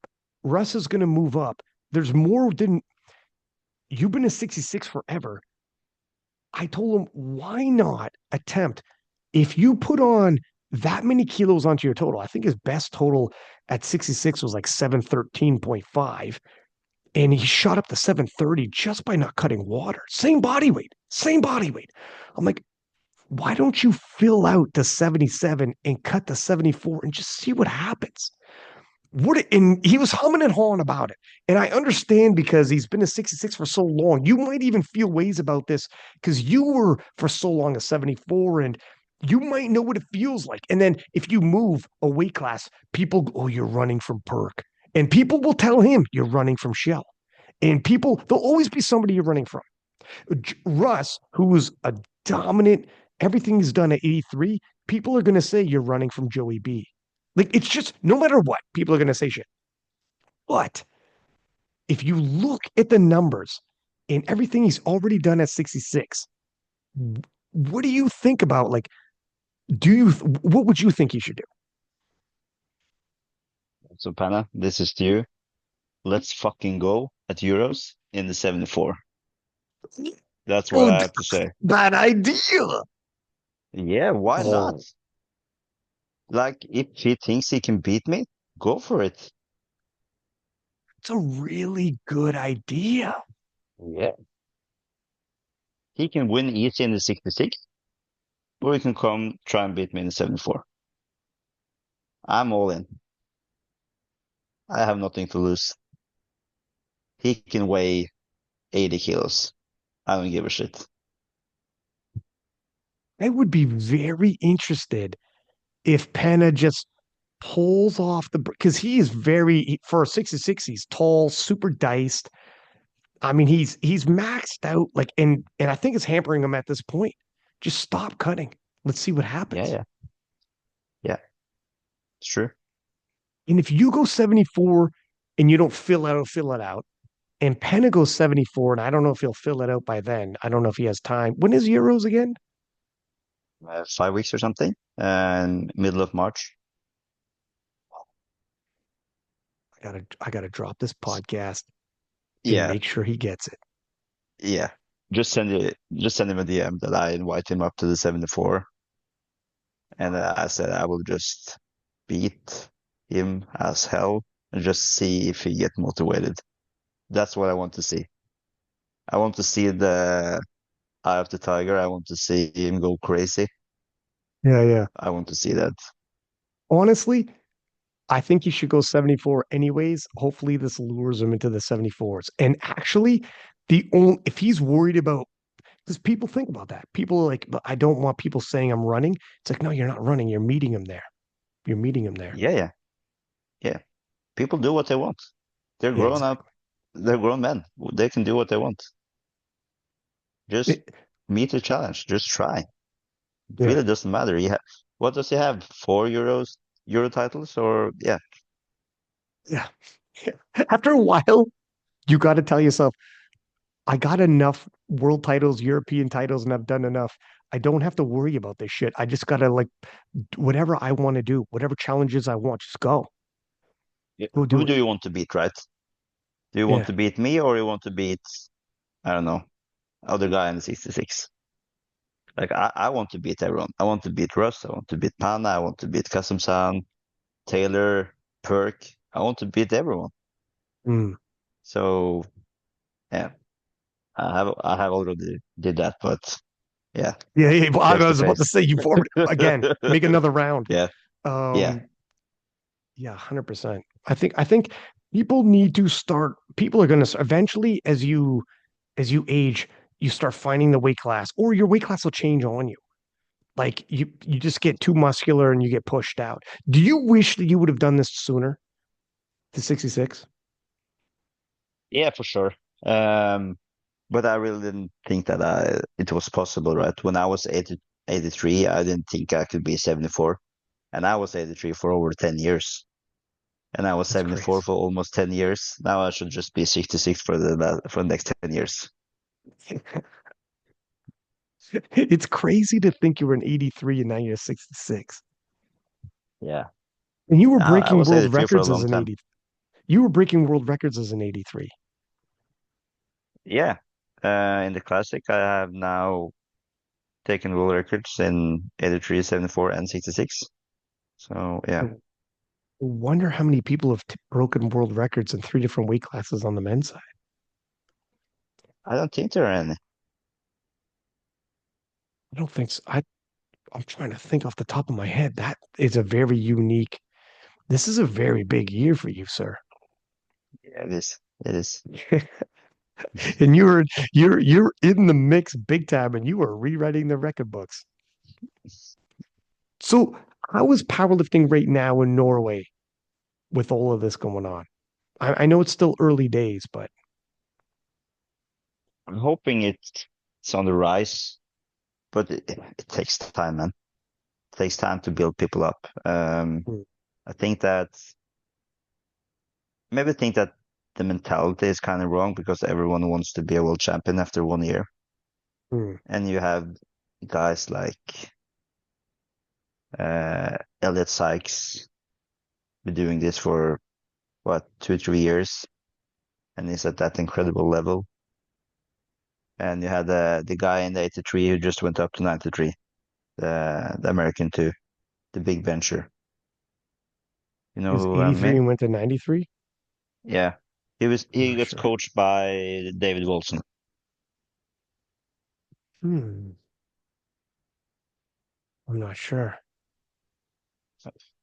But There's so anyways. many talents, but Oh, yeah, but Jack anyways, Reynolds. it's just a, yeah, yeah, Jack Reynolds. Yeah. Okay, okay, Yeah. okay, okay. Yeah. You have guys like that coming now and they're incredible after some few years. And everyone thinks that, of course, I can be the same. And it's okay to dream, but it takes time. Just look at me. It took so many years for me to be good. And people are saying like, "Oh, you're short, so that's why it's easy." Man, I used almost 18 years to get here, so it hasn't been easy at all. Yeah. If it was so easy, why did it take me 18 years? Yeah, that's true. Yeah. Is it crazy to say that Elliot Sykes is 18 and that's it? Let Yeah, alone yeah, 18 years of yeah. That's powerlifting. insane. I think it was kind of cool at the banquet at Sheffield when Ben Banks was talking about that I was the only lifter who was lifting when he was lifting in 2012, right? And then I was lifting for 7 or 8 years. So this goes a long way back. And I was talking to actually Perk yesterday on his podcast, and he was talking about he sees people on the come up. I want to know your thoughts on this actually. He sees people on the come up, like Elliot Sykes. He actually mentioned Elliot Sykes, and he's like, "Frig, man, this kid at that age, I wasn't shifting weights like that at that age. Like by the time he's my age, God knows what he's going to be doing." But then his wife was like, however, at that age, you weren't on the powerlifting program. You weren't taking powerlifting as seriously as him. You didn't have everything you had that he has. So his Yeah, progress, maybe he'll be hitting exactly what you're hitting, but maybe not. And then you look at like guys like Jurens, Megan Scanlon, who are peaking at 35, and you look at yourself, and it's not always just straight up. It's up. It even comes back down. It comes back up again even further than it ever was, and it's like it's not. It doesn't play out the way you think it does always. no, not at all. So I just think that people just take time. Sometimes you just use more time than others. And yeah, like everyone has said before, this isn't a sprint, it's a marathon. And yeah, I've done some marathons now, probably my 10th or something. So Yeah, you've been around the block, man, yeah, to say the least. I can't believe we're doing this, having these conversations all over again. no, I think just after 2019, I was gone, man. Fuck this shit. Fuck powerlifting.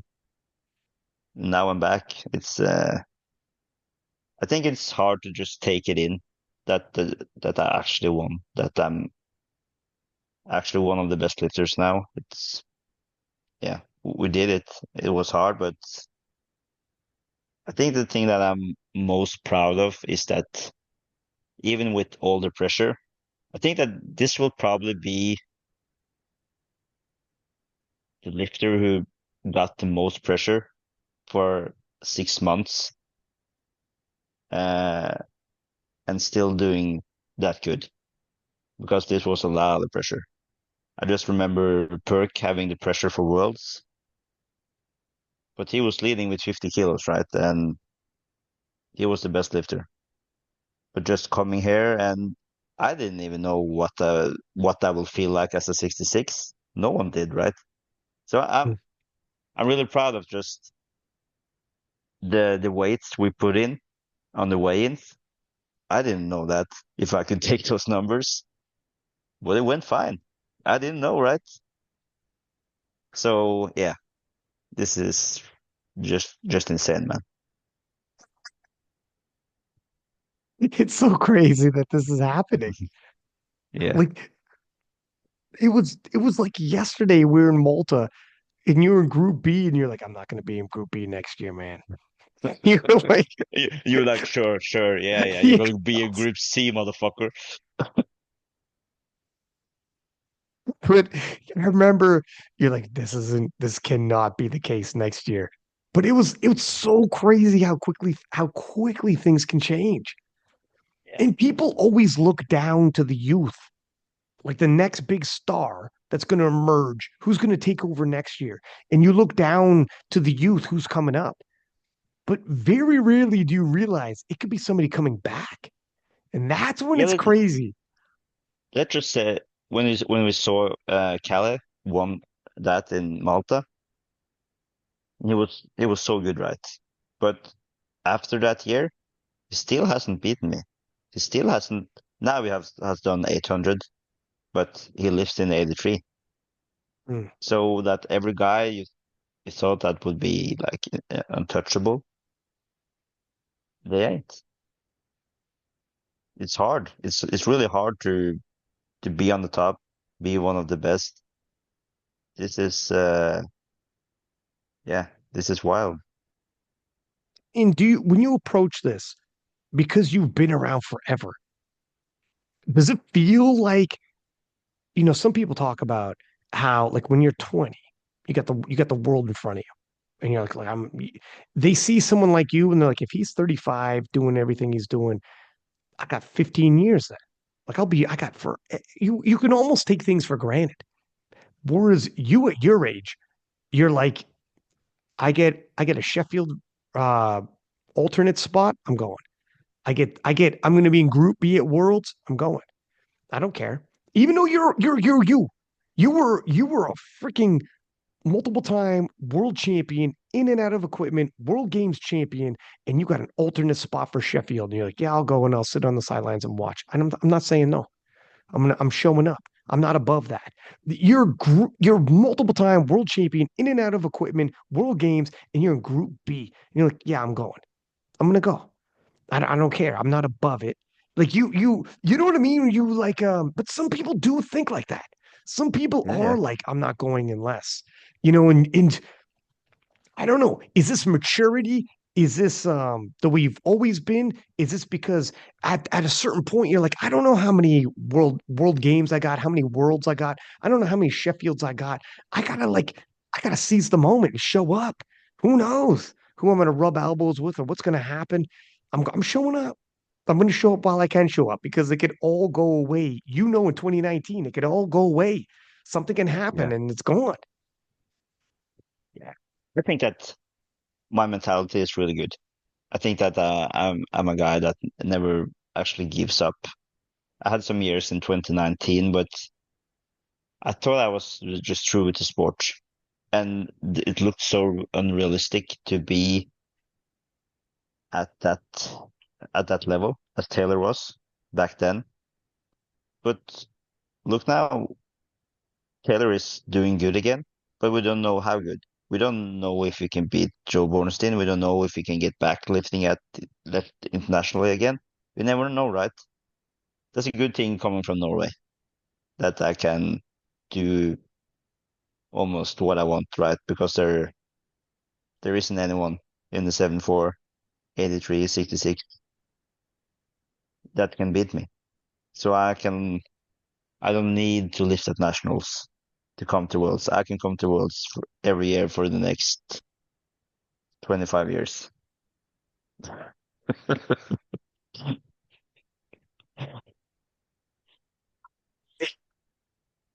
I go, and here's Shell Backlund, 72 years old in the open team for Norway. You He's, can't be at the open team after you're 60, I think. They you're changed gonna the rule. you're gonna we'll see if you get the rule changed by the time you get there, young man. Yeah, let's You got hope. time. You got Or time. I can win Sheffield by being 59 as well. It's no problem. Can you imagine? You're like, I'm cutting to 59 kilo class. Yeah. But- No, probably not. Probably not. Right. But it is crazy that everything's on the table. And it is also crazy too to think at one point in 2019, I remember talking to you. I remember talking to you after the showdown had concluded, and it was like you and Taylor. You were going to face off. You won a world title over Taylor. Taylor won 2018, but you weren't there, and Yeah. you let him know. And it made up 2019 was going to be spicy. And you're like, yeah, you won, but I wasn't there. And it was like it was good. You did everything you're supposed to do to help build it. And this is back Yeah. when we didn't have a lot of hype on showdowns yet. Like we were starting to get showdowns in the sport. Brett versus Russ was 2019, and they had a rivalry, and you and Taylor and you guys were both doing your thing on the podcast, say, I'll beat him, I'll beat whatever. And then afterwards, when I talked to you when it was done, you're like, I'm gonna be honest, man. I am in pain. I wasn't sure what I would have on the day, but I was going to get the best I could to push Taylor as much as I could. But when I showed up, like your lifts weren't, it wasn't a good day for you. But you knew It like wa- you have to show up to make something happen. If you didn't, like you had to bring some kind of excitement and you played your part. And like looking at that moment, and then everything what Taylor went on to do in 2021 with his 838.5 and everything, all the everything he ended up being. If you in 2019 you were on the sidelines watching and you were thinking, I'm done.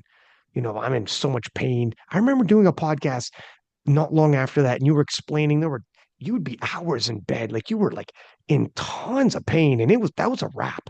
Like it was a wrap for you yeah. in terms of at least in the classic. Equipment actually gave you some support around the hips.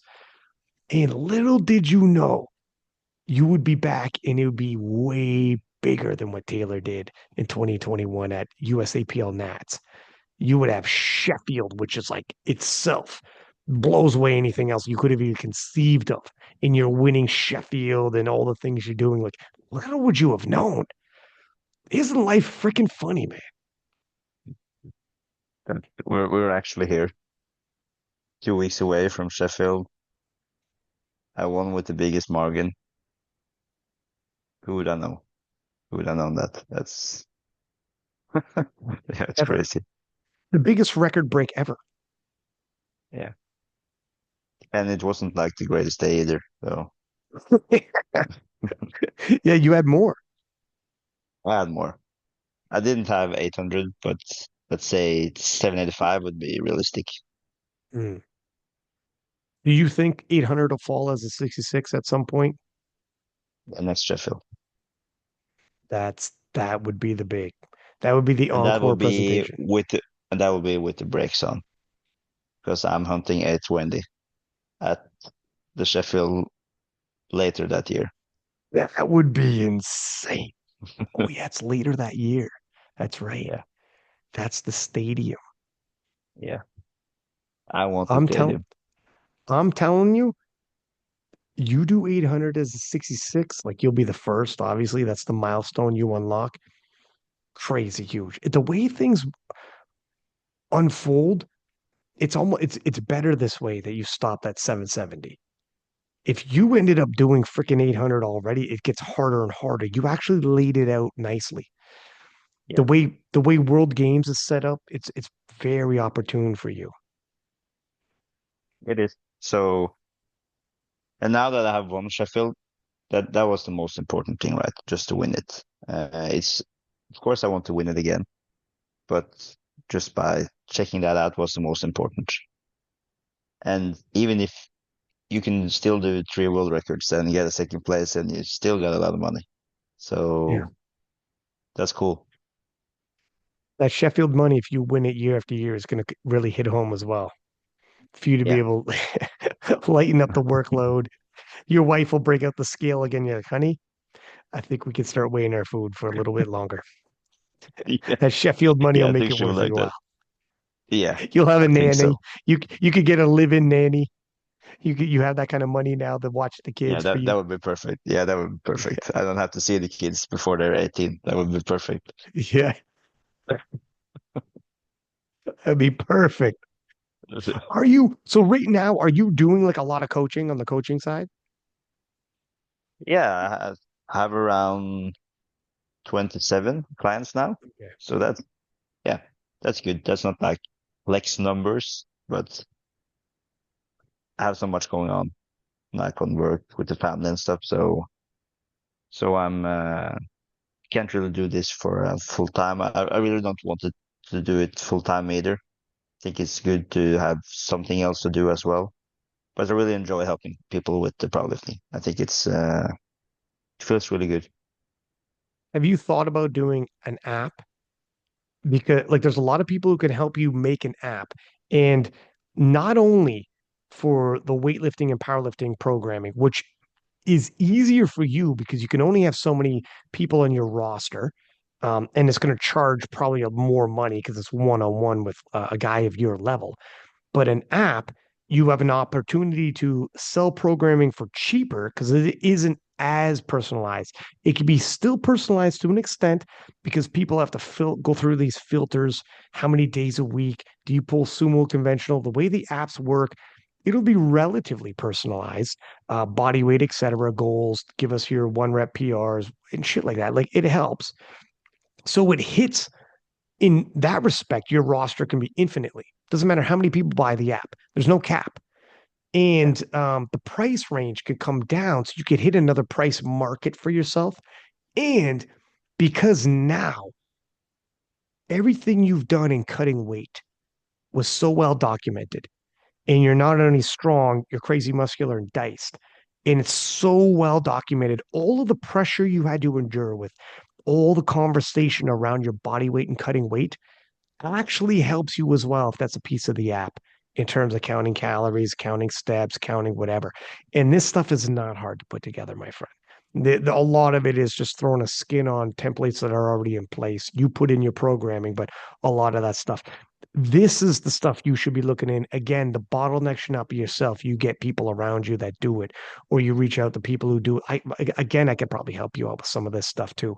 But that would really help for a source of income. And that's what guys like Russell Orhe, Pana, and all of them do as well in terms of getting. So when then we have some of that income coming in, as well as your Sheffield money, now you have a little bit more money to play with. You have a videographer who's editing your videos for you, and it's not a lot of money, but it's coming out of a different pot that's all feeding itself. Makes sense now. Makes sense now. So I can buy a house now in like in Spain or something and just lying on the beach and just relax. That would be like nice. but who knows, man? But you might as well make hay while the sun shines. And Sure. being in a situation where the body weight was such a big deal, it for sure. This is what people want, man. You dropped X amount of weight while still maintaining that level of strength. It's big, man. It's definitely big. I would pursue this for sure to see what doors open up for you in terms of that. But yeah, and you were 100% right when you said I'm not sure how many people got scrutinized like I got scrutinized leading into Sheffield. You, if you held it to the day before, like EV Corrigan, where it's kind of like, oh, hey, surprise, surprise, I'm going 52 and I'm going to run over everybody. If you held it like that, there's a pop and excitement at Sheffield. There is for sure a pop and excitement when you get there. Like, oh my God, did you hear this?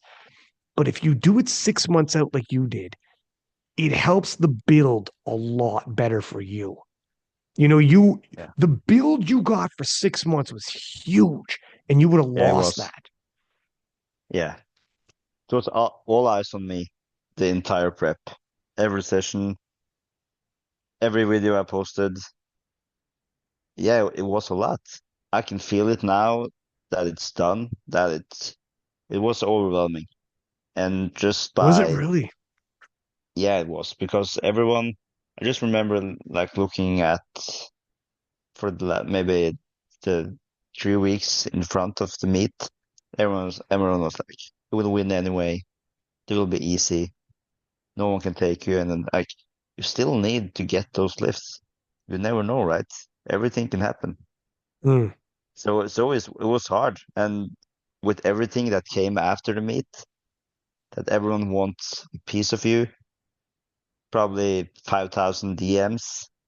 mm, It was a lot. It was a lot, but I think that trying to be kind to everyone, maybe except Jonathan Garcia. I'm just kidding. Trying to be kind to everyone, because I've heard about so many that never meet your heroes, right? because they're Mm. assholes. I think that it's important to just be friendly to everyone because maybe I don't think of myself as anything special, but many people do, right?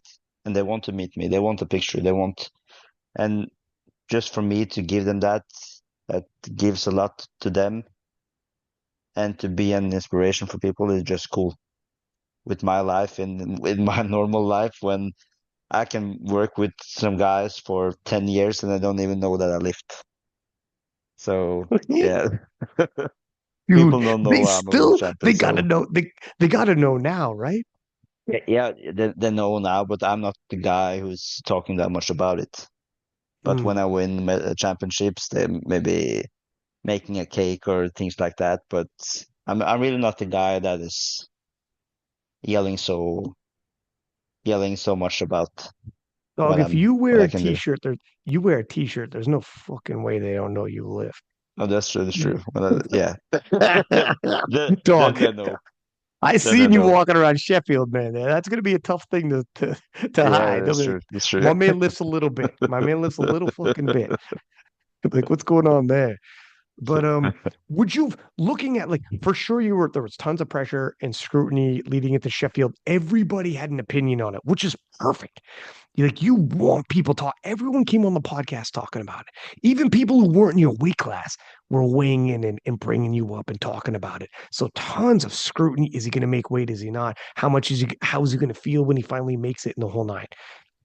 Would you have changed anything? Would you have brought it in closer to the date of competition for the announcement, or looking back, or would you have been like, no, leave it to where it was? I think I'm comfortable with that. That's like if someone else is going to do it, would you say do it like Evie and surprise people, or would you say no, no, no, throw it out there and get your PR? Yeah, I liked it that way. And Really? Yeah. yeah, I really liked it that way. It was hard for some weeks there when I got sick and my shape wasn't that good, but I think it's like that for every meet for me because every the closest meet when it comes near, it feels like the most important competition. And this was my most important competition, of course. Oh But yeah. I think I think I did the right call by that. And you saw it as well. Yeah, I didn't go 9 for 9, but it wasn't really about strength. So I went out there. I wasn't really nervous going out. Just felt like any other competition. Just more people, more crowd, more music, but yeah, I really didn't feel any nerves. That's a good thing. Hmm. I mean, for here on out, all eyes are going to be on you for now on. Like it's you can never go back, I guess, right? Let's hope. How does it feel a little bit like you got a target on you now? Probably for the 66. They probably want to beat me now. And I think it's just fun that they will do. It's just cool to see from when we just announced it and going to 66. And you just saw Pana got stronger, Koyola got stronger, Joe Jordan got stronger. Like everyone leveled up. Mhm. And I didn't do anything. I hadn't I hadn't lifted a weight weighing around 66 at all. So I think this was great for the 66. I think this was great for just powerlifting, that you can also win powerlifting being almost 40 years old. How old are you? It's, You're 36. yeah, turning 37 this year, this summer. What a freaking story you've had, man. You've been around, you've seen it all by this point, huh? And I you think I've are seen right. like the biggest difference in powerlifting because from 1970 to 2000, I don't think the changes was that big. But from 2012 or 11 or when the Yeah. classic started to now, crazy. I mean, even from 2019 to now, like Yeah, Sheffield it's been crazy. Worlds yeah, doesn't it feel the was. same anymore. Worlds is like packed. Like 2019 in Sweden, Like those worlds were good, but the stadiums weren't packed. You know, there was like a sprinkling of people. It was still good, but now in Lithuania, it was Druskininkai, Lithuania, in the middle of nowhere in Yeah. Eastern Europe, and the stadium was packed with people, like packed, and it was like a ruckus. People stomping their feet, hooting and hollering, and people beating drums, literally beating drums, and like you did a shot of like it was insane. And Yeah, it was. you've seen all of that, let alone freaking obviously Sheffield. Mm. Yeah, the difference has been nuts, man. Yeah, it was. When you look back at yours, and yeah, so I think for sure of anybody who's seen the differences between all the different like the development of powerlifting, it's got to be you. How did you end up finding powerlifting in the first place? I forget. You just think that I want to be, I wanted to get bigger because when I started, I was like 40 kilos, and the year after, I was 80. That's So, insane. and I found out that I really had the talent for bench press. And the first thing that came to mind was to try to beat the Norwegian record in bench press with a shirt at that time. I think that because I never knew that I really had um, like the killer instinct for lifting or trying to be the best. Because for every sport I've done in the past, I've just been total trash, right? Like not even 1% of a talent. But coming into powerlifting and to hear that you can probably win worlds after being in the club for 1 month, that's crazy. Hmm. And I never saw back. So I just think that I'm so stubborn, just going all the way, just trying to be the best. I think I will never stop. I just want to see how good can I be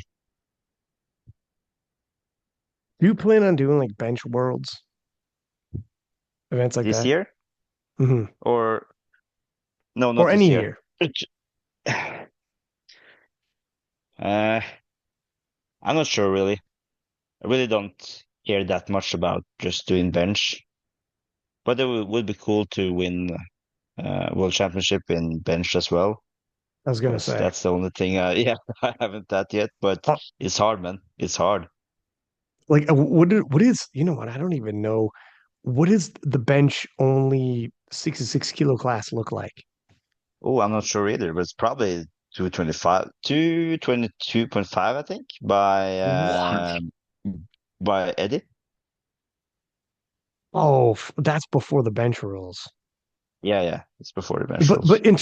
in terms of like at the worlds to win the world championship, what kind of numbers are those fellas putting up now? Because I'm taking a look here right now myself. Let's see.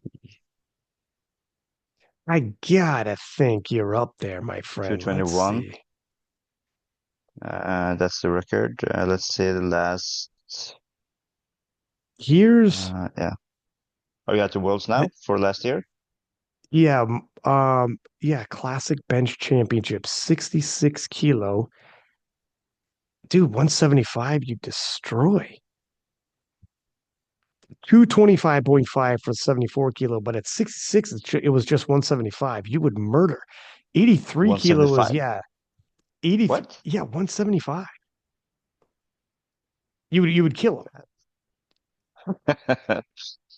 It depends on who shows up because at 74 kilo, they're at 225.5. That is a massive 50 kilo spread. And then 83 is Daki, who bench 231 as an 83. Like bench worlds is so hit and miss. It depends who shows up. You could show up and the biggest freak in the world shows up and just destroys people, or you show up and like, yeah, 175. Dude, Pana would win it. Yeah, yeah, Pan will win that. Wow, Now I that's didn't now, know. Maybe I should dude, go to my man, my man. yeah, This is 180 the year before. Wow. Okay. New plans for next year. Uh, I'm doing Worlds I bench mean, press. Yeah. it's another world title on like in You got to start finding new goals because you're checkboxing everything for goodness sake. Yeah, that's true. That's true. Yeah, I now don't you know made me where thinking here. keep an eye on this. And you want to powerlift for the next 25 years, my friend, this is you could probably be 52 years old and be medaling at bench open worlds. I bet you. As a 66 anyways. I bet you. Depends how That's long true. that I That's don't true. you're probably thinking, God, do I got to stay on this diet for another 20 years? That's probably Maybe it will be easier, but I feel that after like eating absolutely what I wanted now for the 2 weeks, I really miss the food that I ate through the prep. It just feel better to just eat ground Mm. beef and potatoes, and so I'm really looking forward going back to that for tomorrow. So You know what a professional is? A professional, they say, Mike Tyson used to say, is doing what you hate to do, but doing it like you love it. yeah, And that's discipline. And yeah, and you don't allow yourself to start talking negatively about it. And the way you just talked right there, that is the professional discipline where you're like, someone could be like, "Oh God, be doom and gloom about it," and it has to be done. So you check your attitude, and you're like, "I'm looking forward to this again." yeah. I mean, I just remember from Sheffield that when I wake up the day after competition, weighing 67, and I got a little stressed, but Kendrick was just like, and no problem. And I was lying in the bath, the hot bath, and went up, lost some kilos or lost some grams, and it really hurts, right? And you suffer for those hours maybe, but I really like it. I really like the suffering. The water cut, really, the gut cut. I just love it, man. When people saying that, oh, it's so hard, and it's really not. The thing that's actually hard is having everything that's happening in life and still doing the weight cut. That's mm. hard. Why do you think you liked the process? Was there something about because I find when you sacrifice, when you institute discipline, when you go through that and you feel it, it even if it's uncomfortable, painful, whatever, it still feels good because you're sacrificing it's discipline. That's what it feels like. And you're actually like, there's something about that. There really is. And you Yeah, think if you had everything you wanted, you'd feel good. But if you ate pizza every fucking day, I promise you wouldn't. Because when you sacrifice and you go through those things, sometimes you are part of the toughest part of the process. I don't know what it is. I kind of understand what you mean when you say it, but I'm wondering if that's what you mean when you're going through it and you're like, for you, with it, why was it enjoyable? I really know. I really love the process, and the days that I'm at the meet, I can feel like an athlete. In my normal life, I can't really feel like an athlete. I just feel like a Mm, normal guy with the family. And I really felt like I really was afraid of what I was feeling after meet. Will I just feel like, am I done? I thought about like if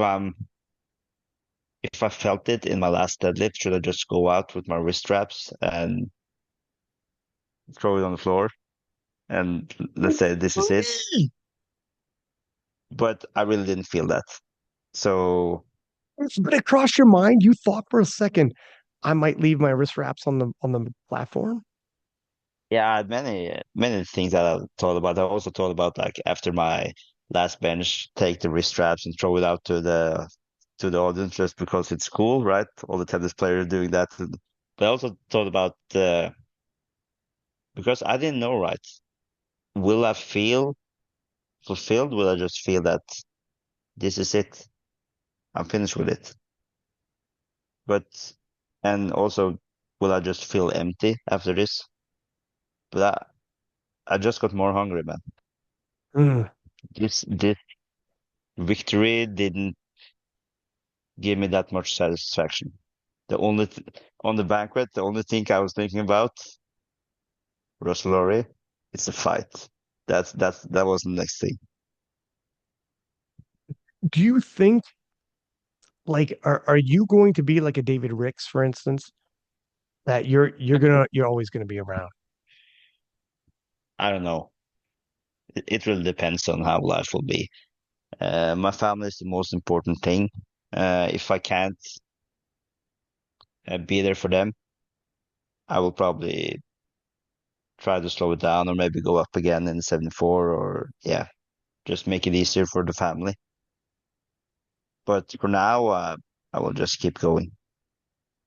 Like right now, for sure, you're making money off this. You're bringing like your family for your family. You're making money. This is actual. This isn't even just a side project. This is a legitimate source of income that you're just the other opportunities we just talked about in this podcast about coaching services and apps and what these things might like. You're just scratching the surface, and this might open up revenue streams for your family as well on top of everything. And that's passive income that you don't have to continuously work on, which is perfect.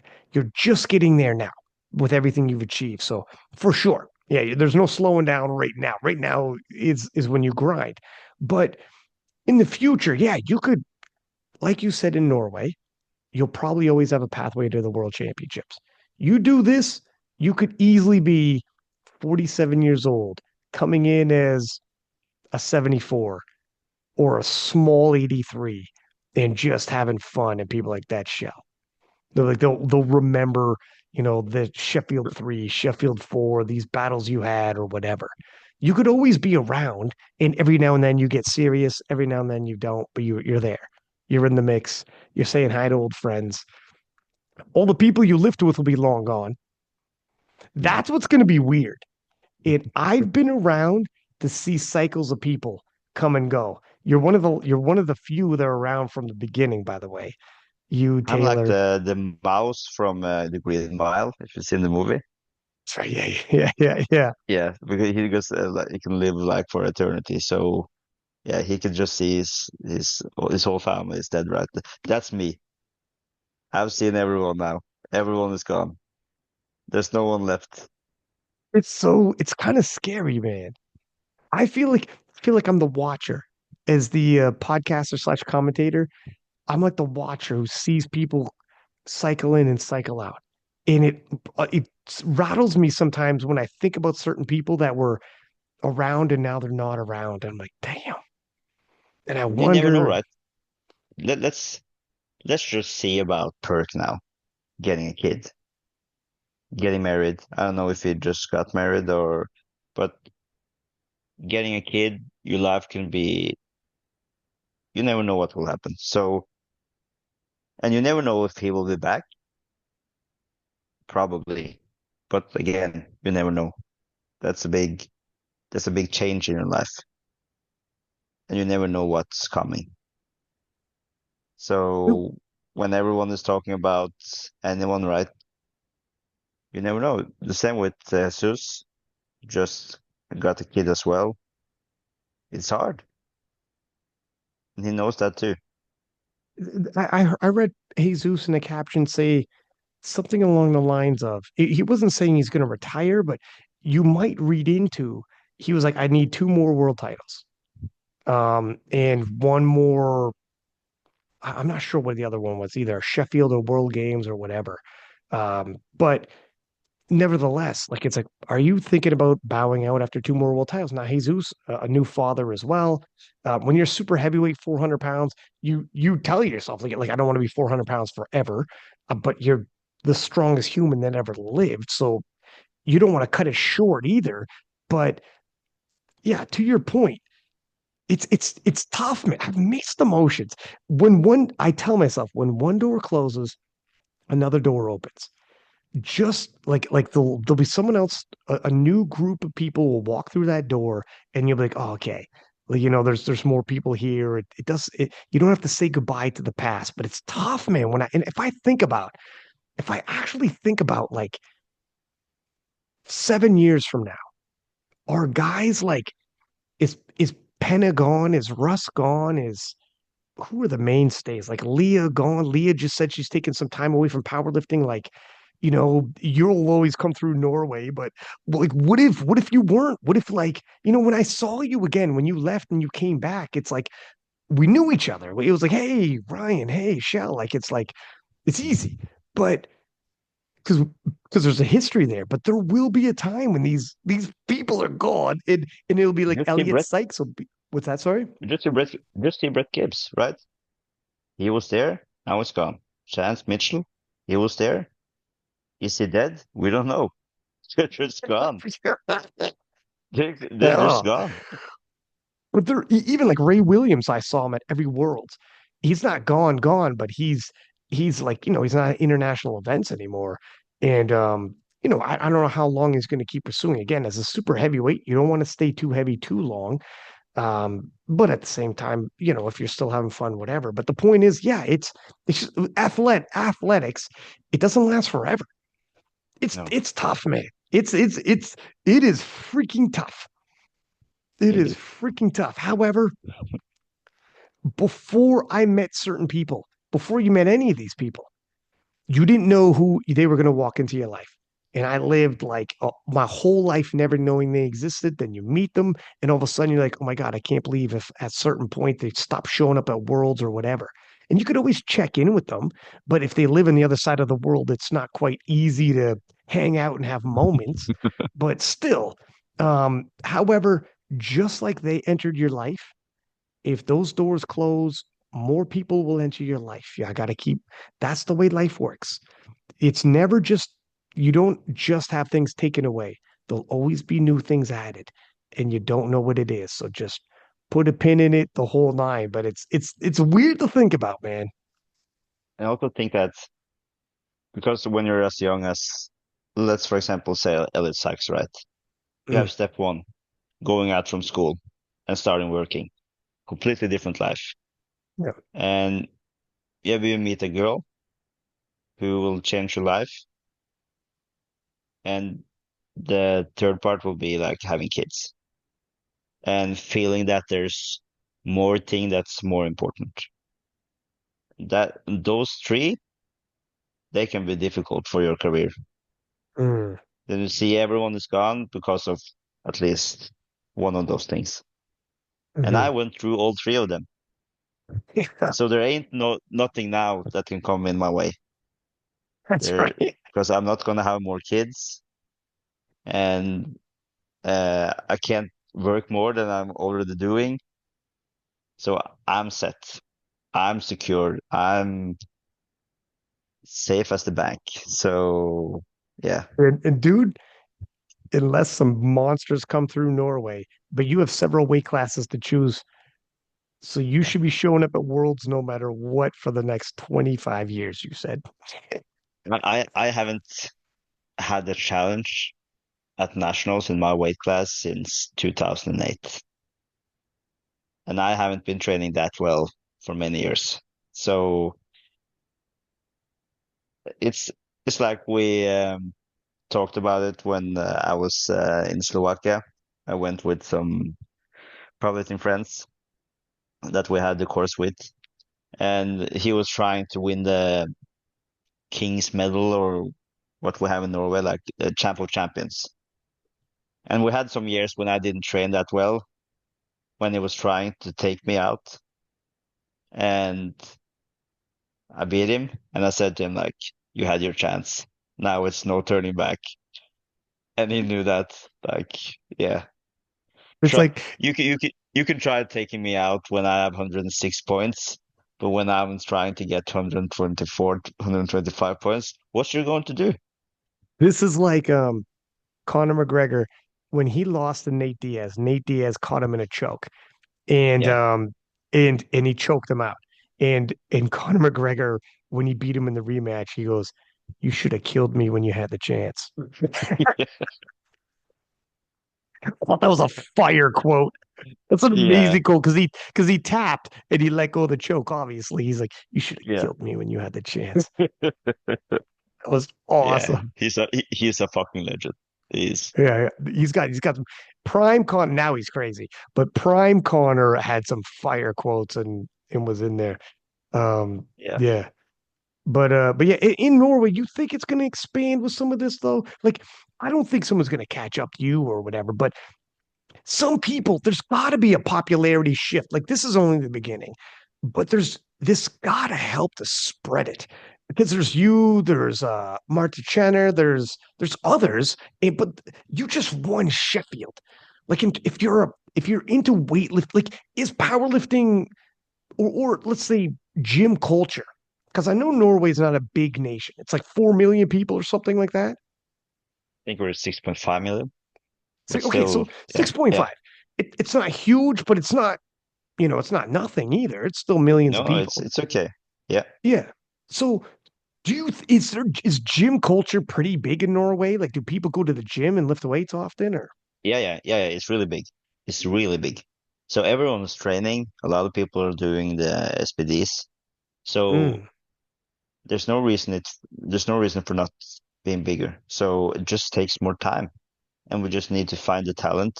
I think most of our talent goes to other sports. mhm. So track and field or soccer or yeah, I don't know, wrestling maybe. So Y- yeah, Well, it's going to be then now that's hopeful. If they're SBDing, but they're doing it for other sports, that's fine. But as long as they're SBDing in the gym, they just don't know powerlifting is an option, but they're going to find it. And one of the best ways to make it happen, you need someone from Norway to start whooping ass, like you just did at the yeah, biggest event. 100%. And the numbers of Sheffield put out for views and it's insane. It's getting bigger and bigger. So you just basically got to keep doing what you're doing and they're going to end up finding you. Like you're the all this is relatively recent. Like we were saying, look at last Sheffield, you were a reserve.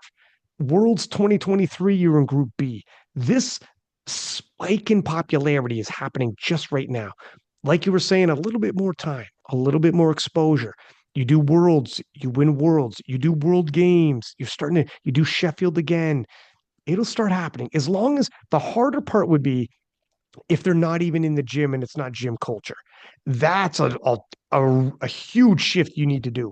But an easier shift is they're already in the gym. And a lot of these people are not going to be top end in if it's football or hockey or whatever. A lot of these people aren't, but they're lifting and they're athletes, but they're not going to make it to the very tippy top.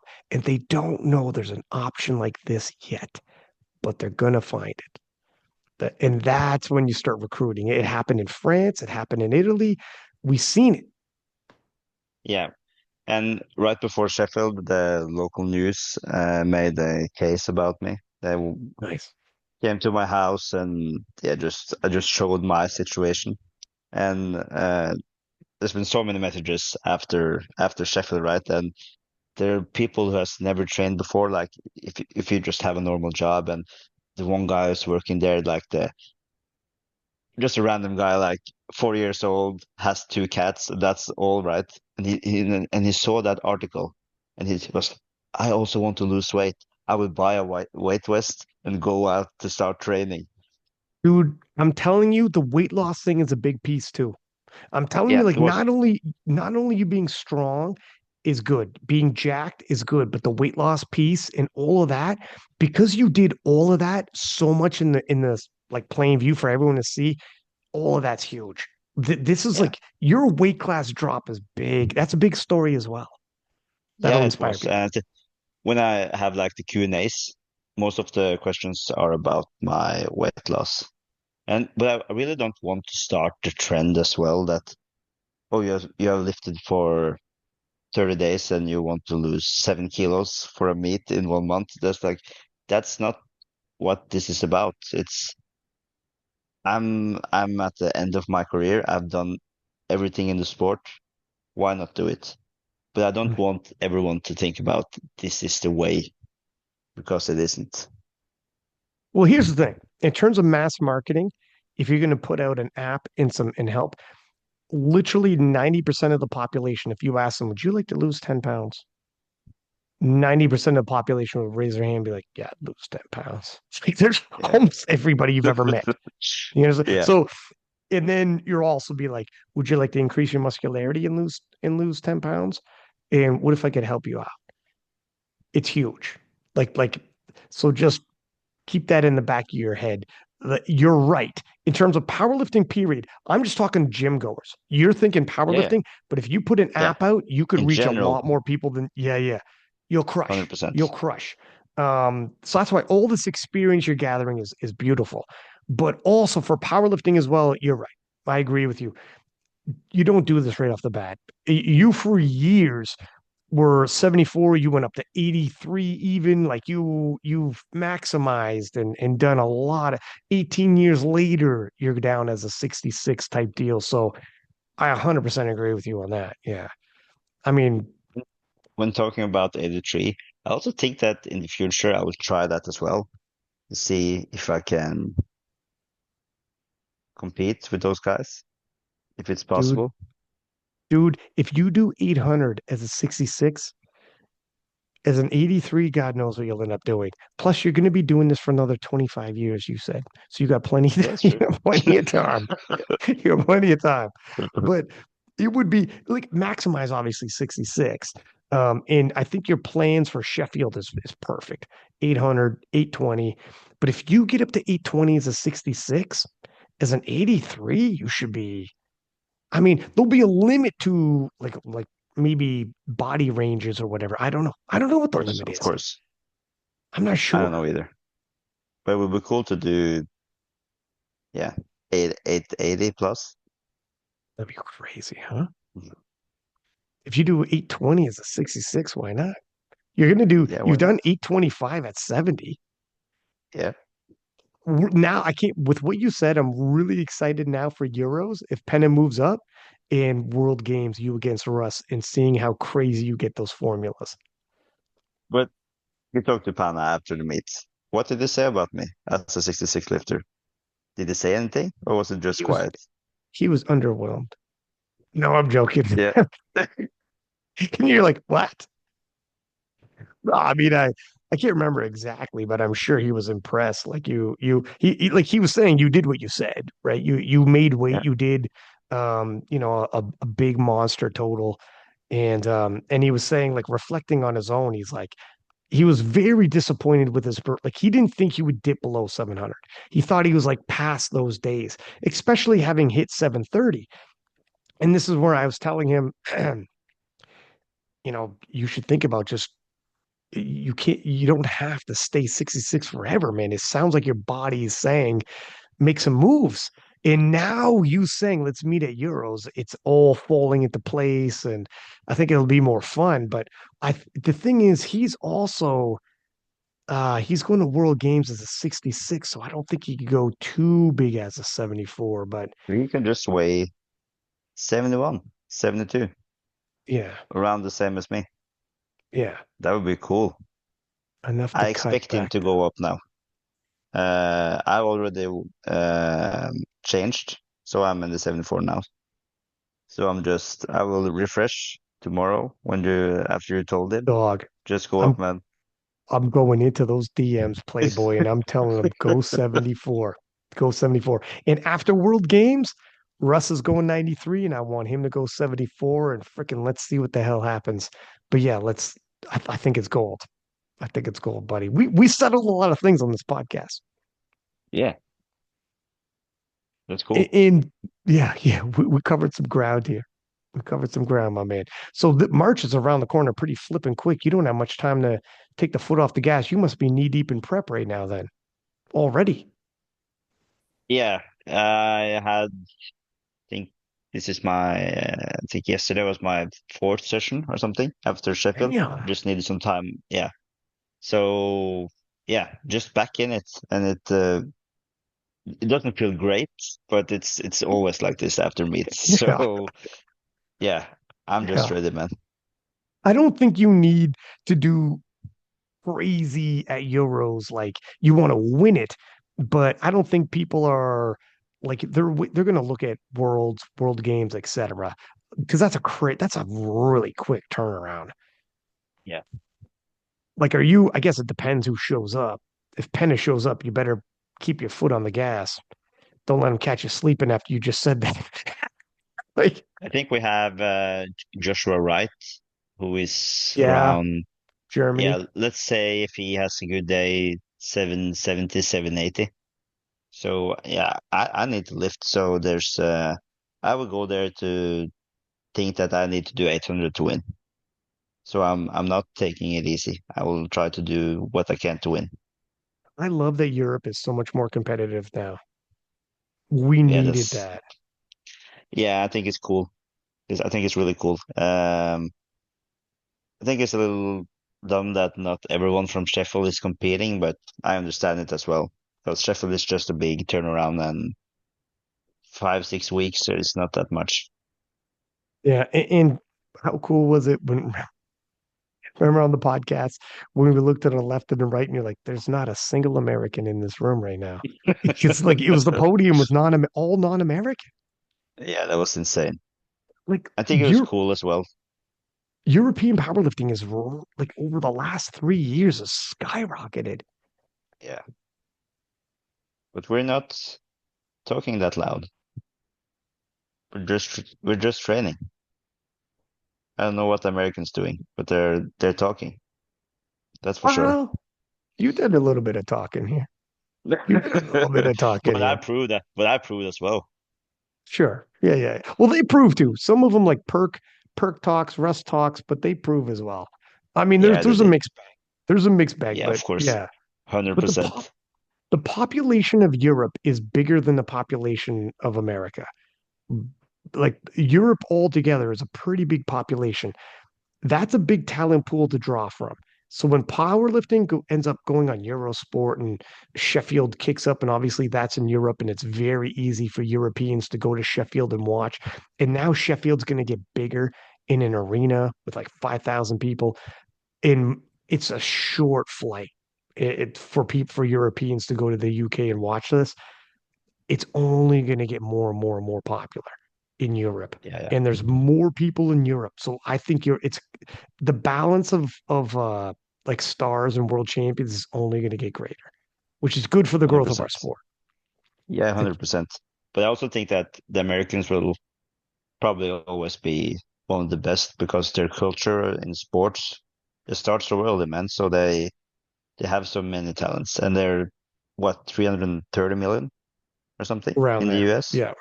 Yeah. So yeah, it's crazy talent, and it's only going to get bigger, but probably Let from me Europe as well.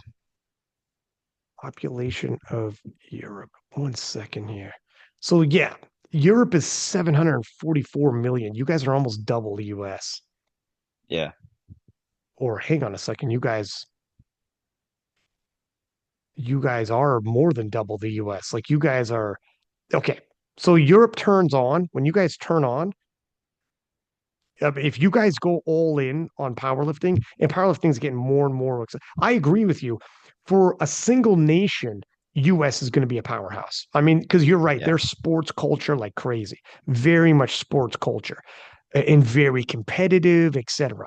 But in terms of possibilities for talent from a population, Europe is much more people.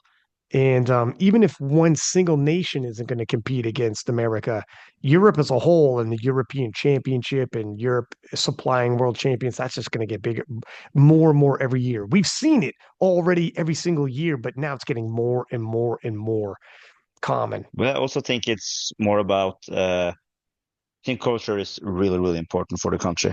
That that just see at which country that has always been good, like France, Norway, Sweden, Italy, Russia, Mm. Ukraine, have always been good, right?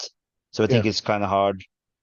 Just when we were in Slovakia for this weekend, that we can see that they're really strong, but maybe there's more lack in knowledge, but the knowledge is more accessible now.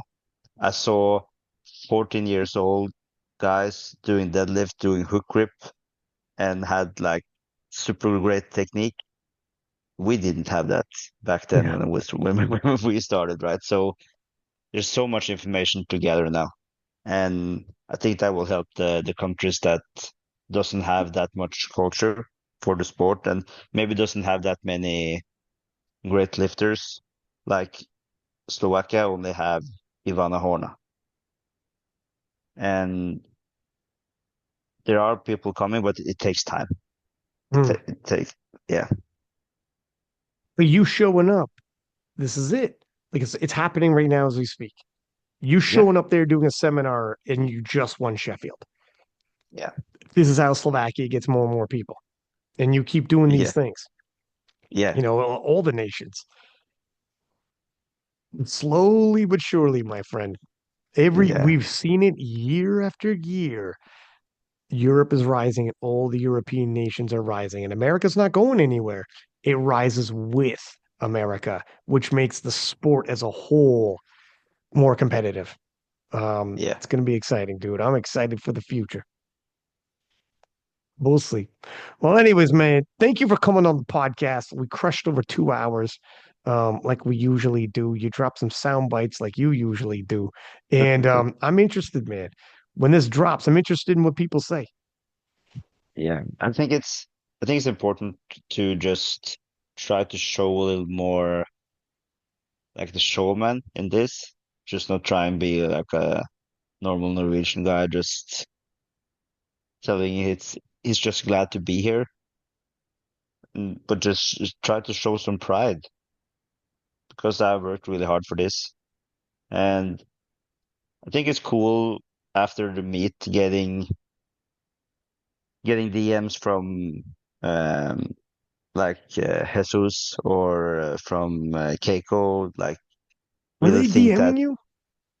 yeah that they actually got inspired by this and really think that this was a cool thing that they followed like the path against Sheffield. I think that's cool because some meanings means more than others, right?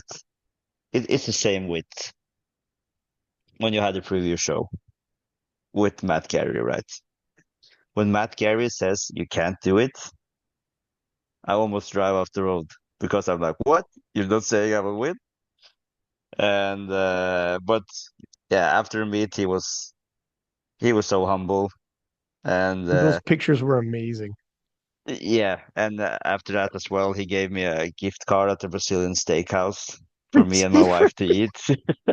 So he's really a gentleman, and but I really appreciate what he does for the sport, and every time he says something, it's really with that. It really means something. So when if he says that something is great, it is great, and if he says that something is bad, it is bad. So I think it's cool. I really love that he was thinking Perk was going to take this. Dude, first off, Matt Gary's been around in the sport for like ever.